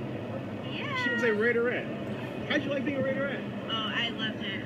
They're my team. There. Oops. Everything's so slow now. Boy, oh boy. Wait a second. You're gonna tell us everything Go we back need here. to know, or you're gonna have a tough time in the slammer. Go back there. Folks, I had no idea that Leah was a Raiderette. Yeah. She was a Raiderette. How'd you like being a Raiderette? Oh, I loved it. They're my team, yeah. And the girls are amazing. When I was there 2003 to 2006, and I wouldn't trade that for anything. I would love to do it again. She was at the Coliseum with the Black Holers. Hey, high five. Yeah. And now she's in Las Vegas. Okay, so what do you think about the Las Vegas situation in the stadium? I mean, I don't know if it will happen. I love my Raiders, so I wouldn't mind them coming here and me being able to support them again. But I know Oakland loves them too. Yes. You know, so it will be hard. Now, I love Las Vegas, okay? I do. But I gotta say, she makes up for everything. So it's like, but you got guns. Did you have those guns when you were working out? Like as a Raiderette? As a Raiderette? Yeah. No, I think I was a little bit less. Show us now. She's strong. Give us flex. Look at her. Wow, look at that. Man, she looks great too. Raiders, baby. Yeah. Bring her back as a Raiderette. Even if, stay in Oakland, just send her tickets, bring her back. Wow, this is something else. Hey, great. Small. Now, I was a Raiderette judge between 1996 and 97, okay? So, if I were a judge, I'd have picked her. So, high five. Thank you so much. Okay, cool. Okay, so that was fun. I'm going to say one thing I've always wanted to say here that I think will clear out So first of all, congratulations. the because BS, there is... as I love to put it. I'm not even going to say, but I'll just say this straight out. There's a woman that comes up to me where I work out, and she always tells me how fantastic I look and everything else, and I love it, okay? So for those of you watching this who might think, oh, he's objectifying and everything else, look, I get objectified. Guys get objectified by women too all the time.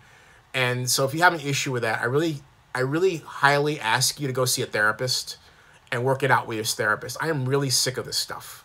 And I do this, in a sense, deliberately to sort of poke people and annoy them because we have a crisis in this society and we need to get back to real talk about men and women in relationships and communicating. I think the smartphone generation has screwed everything up, and I could go on a long conversation about that, but I just wanted to say that in the wake of the video. Liana Christina is a wonderful person and has done a lot of fantastic work with Cirque du Soleil and a number of performing organizations in Las Vegas. She is a fantastic Raiderette, still beloved by the Raiders organization, and is now in Las Vegas, and that's her life. Okay, that's what she has done, and with Cirque du Soleil, and also with companies at CES does today. And that's the way it is. If somebody has a discomfort with that, again, please see your therapist. But I digress. All right. Now, so let's see here. We got let's see here. We've got Carp says, I bet the Steelers game will be in Oakland. And Rick Rice says, I was surprised how many times Pat fans were there. I think, yeah, right. So, let's see here. And I would say also this, folks. As Eric Blaylock just said right here, admiring someone is not objectifying. Thank you. But see, Aaron, that's the point we've gotten to in this society. And, this is Puritan ethic that has contaminated America. And caused us to not properly evaluate each other. And it's really unfortunate. It's very sad. It's very sad.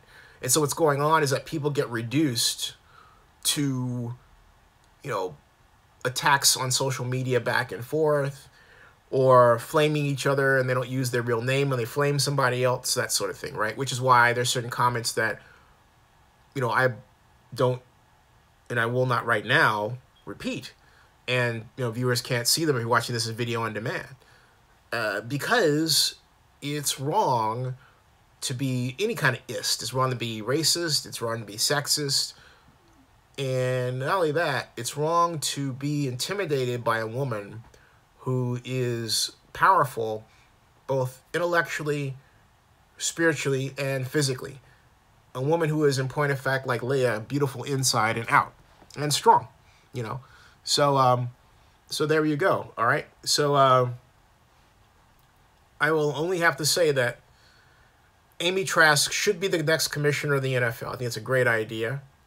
And it's a fantastic idea. Now, getting back to football, since Dion is on and talking, and he says, and Silver Mays put it very well just now. For those of you watching this video on demand, there's this chat list. And he says, people are so used to the internet, they forget how to talk to people. And that's very true. People say things to each other online that they would never say in person. And shouldn't. You know, shouldn't. And it's contributed to a dramatic loss of civility. And so, it's, you know, and so it shouldn't be that way. So I would say, you know, my advice to anybody is if you have that kind of exchange, I would just say ignore them. And talk about the Raiders. You know, let them kind of be who they are, whatever. Talk about the Raiders or anything else. But let's get a rundown on where we are with the AFC West, okay? And as I say to anybody here, hey, just FYI, I do give the moderators license to keep the peace. So if others among the now 27 of you were here, you know, want to contribute to a powerful, great conversation, fantastic. But remember, the moderators do have some leeway. And I do give them that just to help move things along, because it's a good idea that we have a conversation that's focused on the Raiders. So anyway, okay, cool. All right, now, let's see here. We've got New England Patriots. I want to go over the stats from the Raider game. So we have, I'm gonna go through the entire analyzed box score right here. Folks, these numbers, when I read these numbers off, are jarring, all right? They are jarring. Listen to this. Listen to this. This is Tom Brady. Passing, 30 of 37. He only missed 7 times. 339 yards, 3 touchdowns, 0 interceptions. Rushing, Lewis, 10 for 60. No touchdowns. Longest game was 20 yards. Burkhead, 5 for 16. White, 5 for 13. Receiving, Brandon Cooks was the leader. He was 6 for 149, 1 touchdown. Longest game was a scintillating 64-yarder. Amendola, 8 for 86. Rod Gronkowski, 3 for 36. Lewis, 4 for 28. Allen, 2 for 24. Burkhead, 4 for 21. And Burnett, 3 for 15. Fumbles, Burkhead had 1, which he did not lose. And so the Raiders passing, we have Derek Carr. He was 28 of 49. 28 of 49. Yee. Okay, so basically he missed on a lot of passes. Okay, hey, how you doing, Bern? He missed on a lot of passes. So basically he missed on, he missed on 21 passes. That's what this is coming about. Yeah, he missed on 21 passes. Holy, wait a minute. That's wild. Yeah. He missed on 21 passes.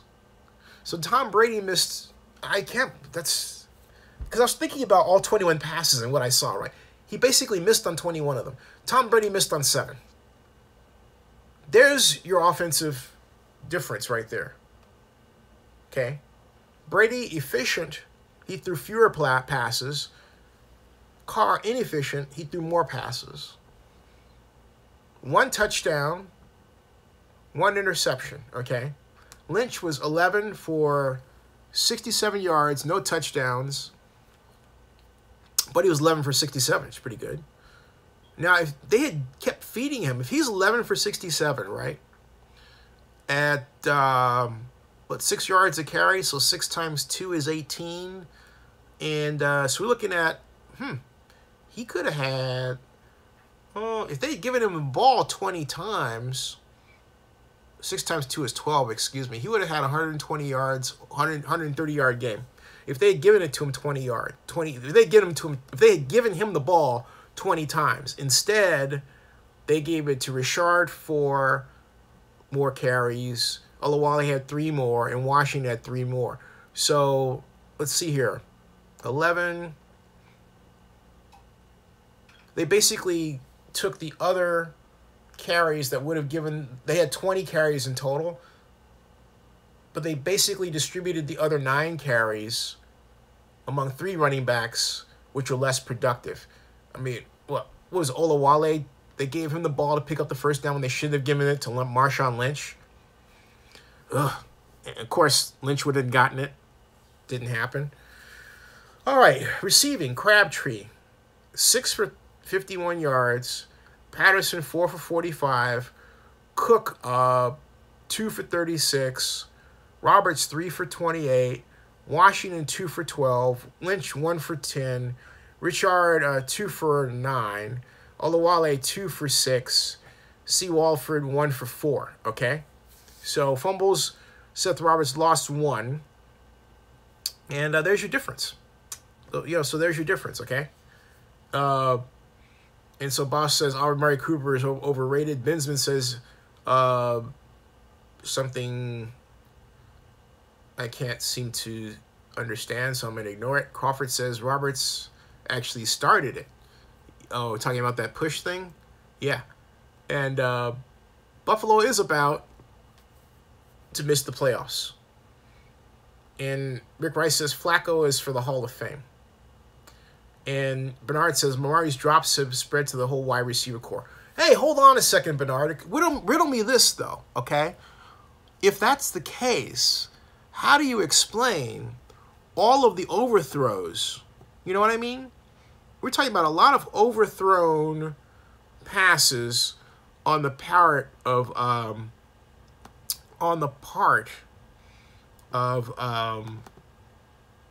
Derek Carr. I mean, a ton of them.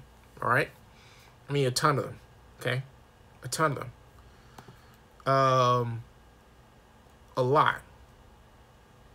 Oh, look at this. Hey, this was Leanne Tweeden. Wow. Another side of Leanne Tweeden. Okay.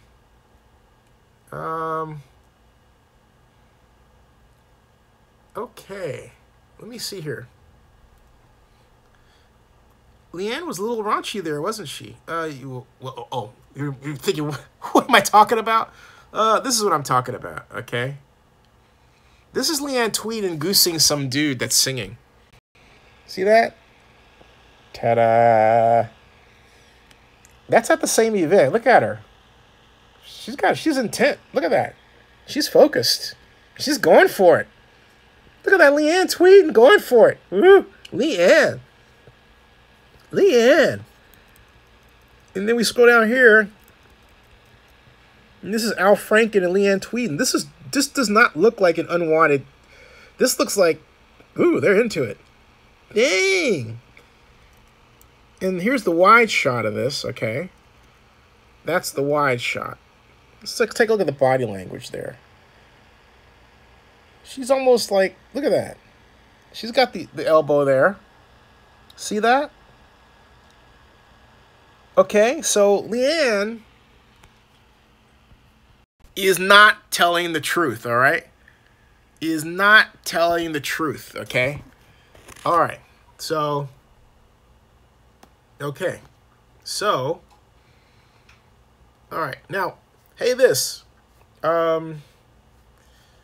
Okay. We will...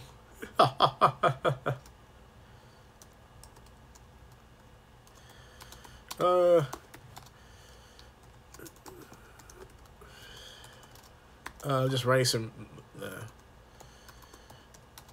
I'm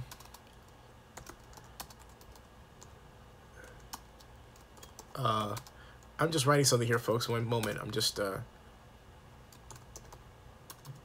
I'm writing a little set of instructions here, folks. Bear with me for a second. A little administration done. All right, cool. Now, as I was saying, did you see that? Did you see that? That had to be a momentary aside. That's Leanne Tweeden. I want Leanne Tweeden on my show to explain those photos. I'm going to reach out. She probably won't respond. And say, Leanne, I want you on my live show to talk about those photos. I want to know about those photos that we just saw. Leanne, the former Playboy model, friend of Hugh Hefner, Derek Jeter, Arnold Schwarzenegger, investor in the campaign of John McCain, Republican. What's going on? All right. Boss Rula says I should ask her out on a date. She's married, I think happily. I only date non-married available women. Okay, so that's just it. All right, that's just it. All right, all right. So okay. So folks, it is one moment. I'm just gonna get a cup of coffee for a second, and when I do, Richard Hike was telling me about NBC Sports. NBC Sports. Is NBC Sports Talk? I think it was. And how he thought that's NBC Sports Radio. And the Chris Mannix show. And I don't see the real stuff. Sports Talk Live. Maybe it's NBC Sports Talk Live. It's a retweet. But that's old. That's old. And by the way, Charles Manson is a worldwide trend, along with Helter Skelter and Gaga and the AMAs. What's the AMAs? The AMAs are the American Music Awards, right? That's the AMAs, right? The American Music Awards. Lifetime Achievement Award. Yep. I'm missing the American Music Awards. Oh, man. I should have live streamed that, too. Well, not live streamed. Live stream talked it. Yeah. Maybe I will do that.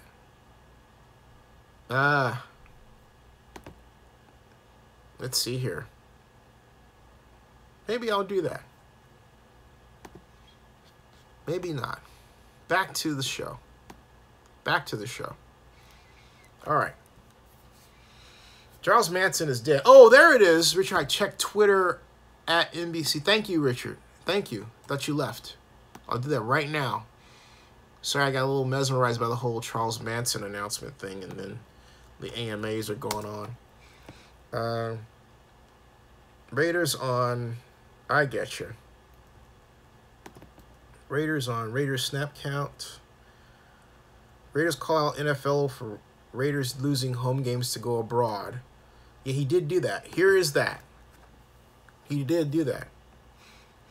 He was pissed about it. Do we have video? Do we have video? We don't have video. There we have video. We have video like we had video for Leanna Christina. Hold on. Bam. All right, there is the video. You ready? Here's Coach Jack Del Rio. Going once. There.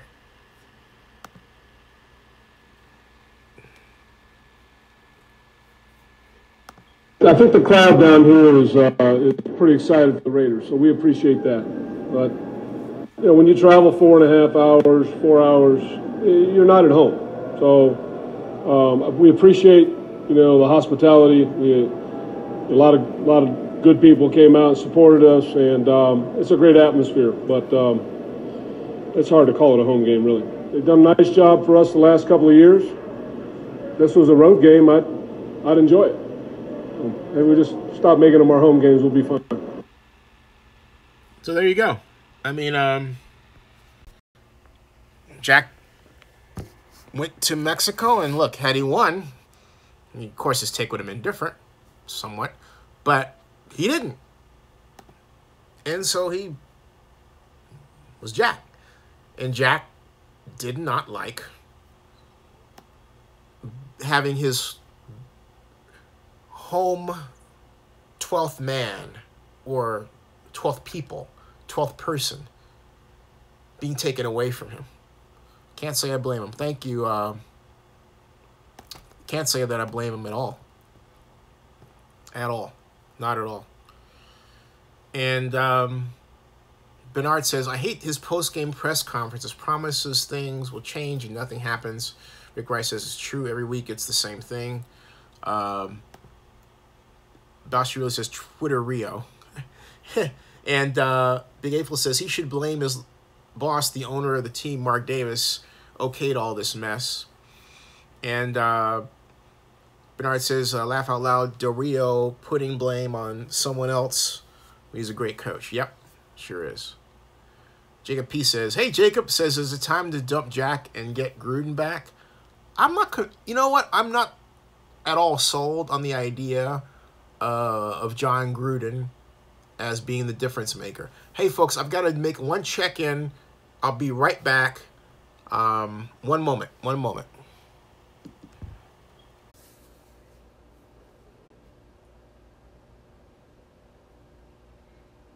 Okay, I'm back.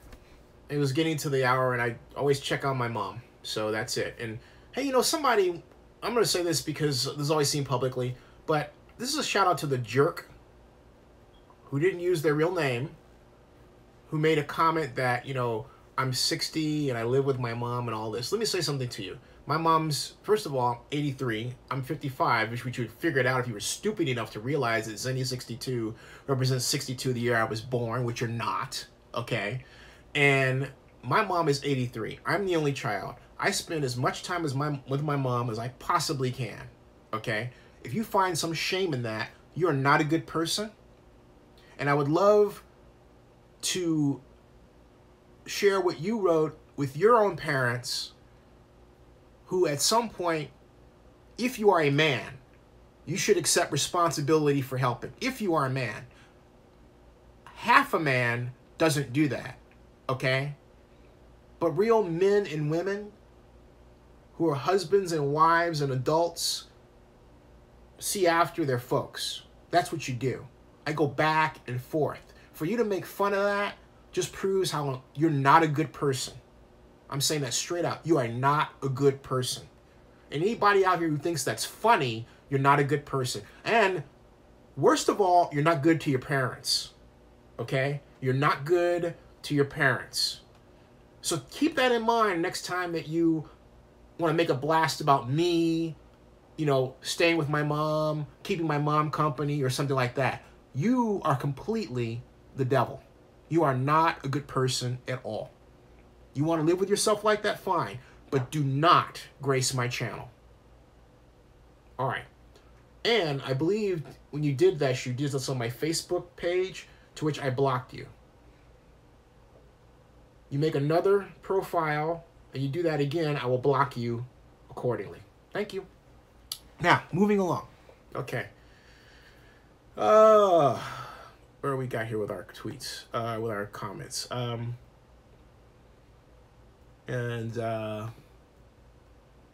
Rick Rice says, Del Rio is excellent at getting bad teams good, but not good at making good teams great. We need someone else to get us to the next level. I think that's right, Rick. You know, it's called, I hate to say this, is like he's a coach killer. He's a guy that's good enough to get you there, but not good enough to win the championship. And you can't even win the big one. You know, Tom Landry, here's the other way to think about that, though. Tom Landry held that tag for a long, long time, for like 10 years. Until he finally won the big one in 1969, okay? So, no, excuse me, 1970. 71. 1971 was when Tom Landry finally won the big one. Finally got the Cowboys to the Super Bowl, Super Bowl VI, and beat the Miami Dolphins 29-3, which included a famous 27-yard lost sack by the fantastic defensive tackle Bob Lilly on the legendary, but made far less than legendary in that game, Bob Greasy. Classic game, Super Bowl VI. But Tom Landry, it took him that long to get the Cowboys all the way and win the big one. Could that be Jack Del Rio's story?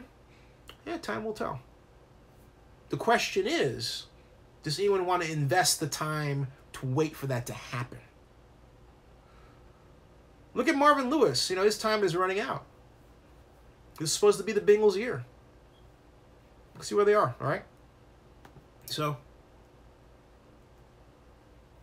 Silver Mace says, OC is now as bad as the defense. Bernard says, sick of Peel trying to defend Del Rio. Big April says 24-3 was the score. 24-3? The Cowboys over the Dolphins in Super Bowl 7? That wasn't 24-3. I don't think. Let me see that. I'm being a major Tom Landry fan as I am. Let me check on that, because I am a major Tom Landry fan. Super Bowl 6.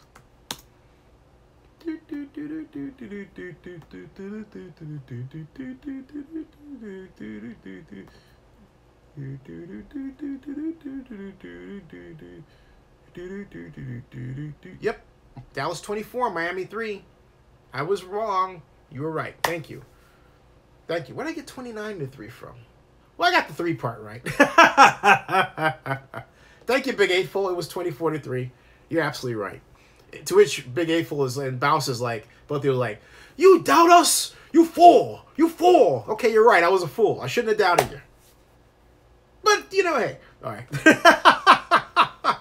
Big Eightful says, yes, it was. Look it up. I did. I looked it up. You're right. I was wrong. You're right. I was wrong. I am, for this segment, Mr. Bonehead. Got it. See that appropriately. Jacob P. says, better question could be the Raiders getting him Harbaugh from Michigan next year. Why? Why? Why? Jim Harbaugh is sucking raw eggs in Michigan. Why are you going to bring him back to the NFL and expect him to do better? Because he did before? That doesn't necessarily translate. I mean, why? Because, oh, it's a name I've heard of. How about names we haven't heard of? Big Eightful says, no problem, Mr. Zinni, just here to help. Gotcha. Gotcha, Big Eightful. Savage says, Jack Del Rio is overrated, has lost the team. And Jacob P. says, Zinni, he has no quarterback at Michigan. It's coaching. It's coaching. Coaching. Hey, gonna refill this coffee cup. Be right back.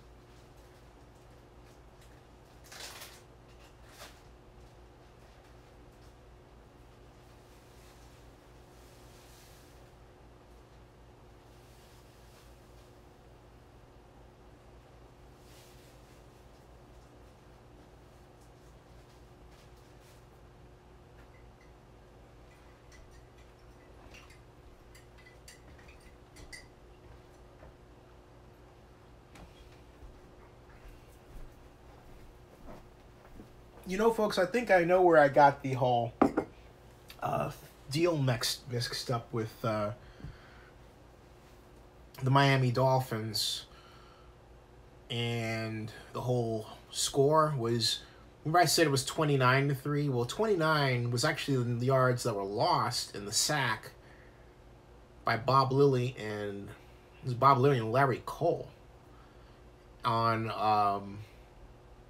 Bob Greasy. So I got my numbers mixed up. Oh, there you go. All right. So, Bernard says, at least we have fun watching the Chiefs. Savage says, Jack Del Rio is hidden behind Carr's success. He reminds me of John Fox. They get to hide a good quarterback, but when the quarterback goes down, that's where the real coach shows his worth, and Jack Del Rio has proven nothing. Boss Rula says Bob Lilly was badass. Bob Lilly was completely badass, and so was Ed Too Tall Jones. Ed Too Tall Jones, yeah. And the Raiders are still in the playoff hunt. And in fact, you know what? Let me check something, because that's what I wanted to do. And then I think it's getting near midnight Eastern or no, midnight here, not Eastern. So I think I'm gonna work on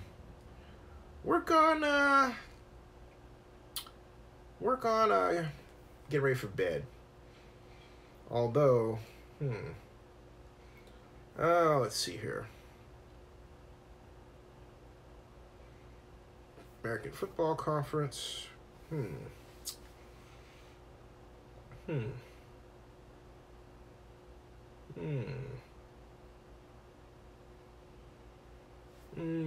For the what I'm doing, folks, is okay. Here it is. All right. Okay, the standings right now are in the AFC East. New England Patriots are number 1, 8-2 record. The Buffalo Bills are 5-5. The Miami Dolphins are 4-6, and they're tied with the New York Jets. So so basically the streak is that the Patriots are on a 6-game winning streak. The Bills, the Dolphins, and the Jets are all on loss streaks. They all lost today. Okay. The Bills lost 3 times. The Dolphins lost 4 times. And the Jets just lost today. So, the Steelers are tied with the Patriots. They are 1 in the AFC North. They are 8-2. They have a 5-game win streak. The Ravens are at 5-5. The Bengals are at 4-6. The Cleveland Browns are, oh god, that actually hurts my eyes to see 0-10.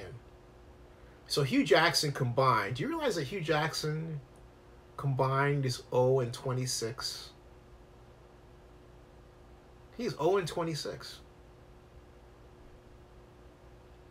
0-26.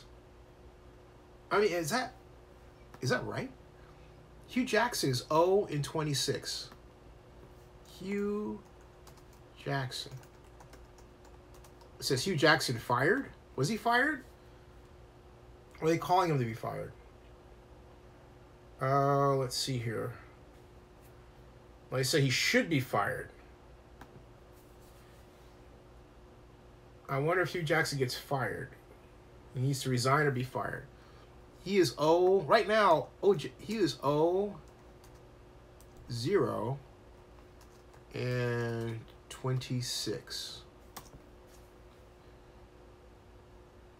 And last 28 regular season, yeah, he's 2-0 on Christmas Eve. Oakland versus, that's the last 28 regular season games. That was Oakland and Cleveland. 0-26 on every other day. He's 0-26 with the Browns. Let me see here. He's 0-26. It's got to be 0-26. Hugh Jackson. Hugh Jackson. Let's see here. Hugh Jackson. Just want to make sure. As everybody says, look it up, look it up, look it up, look it up, look it up, look it up, look it up. Cleveland Browns, let's see here. Career highlights, regular season, his winning percentage in regular season is 9-33. 9 wins and 33 losses. 9 wins and 33 losses. He returned. He was hired. And he started the season 0-14. And okay, I stand corrected. He got his first win against the Chargers December 24th, the last game, 20-17. So he is 1-25. 1-25. Holy fick holy. 1-25. Right. So he's 1-15 last year. He's 0-10. So he's 1-25. So he's .038. That's his record right now. Ugh. And so Let's see. Oh, what in my screen? What's going on my screen? I missed something here. So, Zitty, look at your screen. Something happened, or you mean this thing behind me? Was it falling? I don't know. Any updates on Raiders will stay of 2019 and beyond? So far, it still looks like they are going to. I don't care what those guys say. Crawford says Andy Dalton has not been right since Jackson left.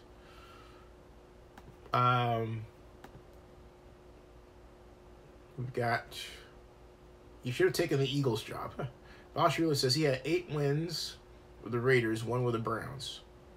Rick Rice says Hugh Jackson is elite. So here, Hugh Jackson and Joe Flacco. Oh my gosh. Oh, Bosch Ruler says, no, I was telling you the answers. Oh, okay. To what? Oh, to that. Okay, sorry about that. I was so busy. I was so in my world. I was like, what's he talking about? Let's see here. Jacob P. says, Zinni, what do you think about Marshawn Lynch singing for national anthem, but then standing for Mexico's anthem? Well, you know what? Considering that sitting for the American national anthem is supposed to be about a protest of how black players are treated, but then but then when I happen to check, Mexico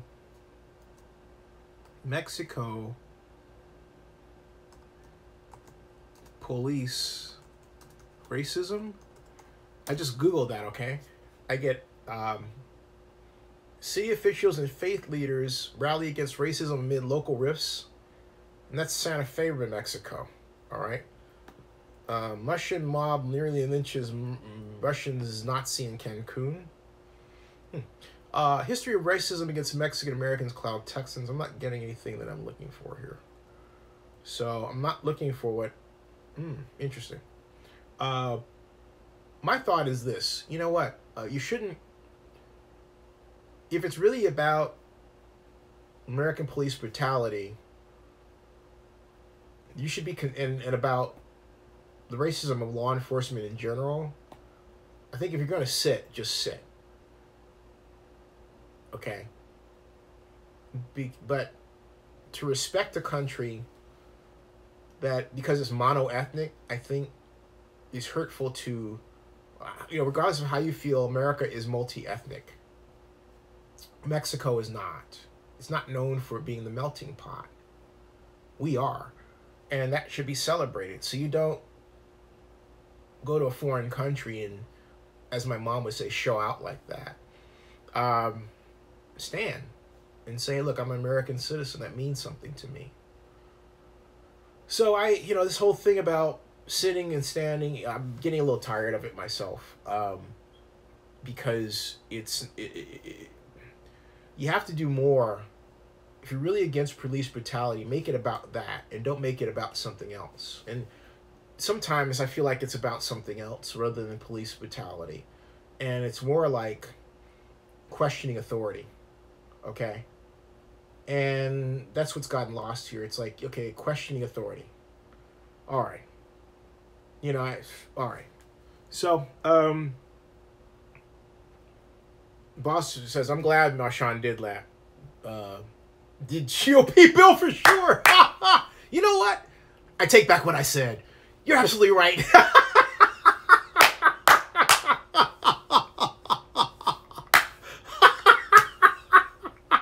Hey, Big Hateful, I'll see you. Good night, man.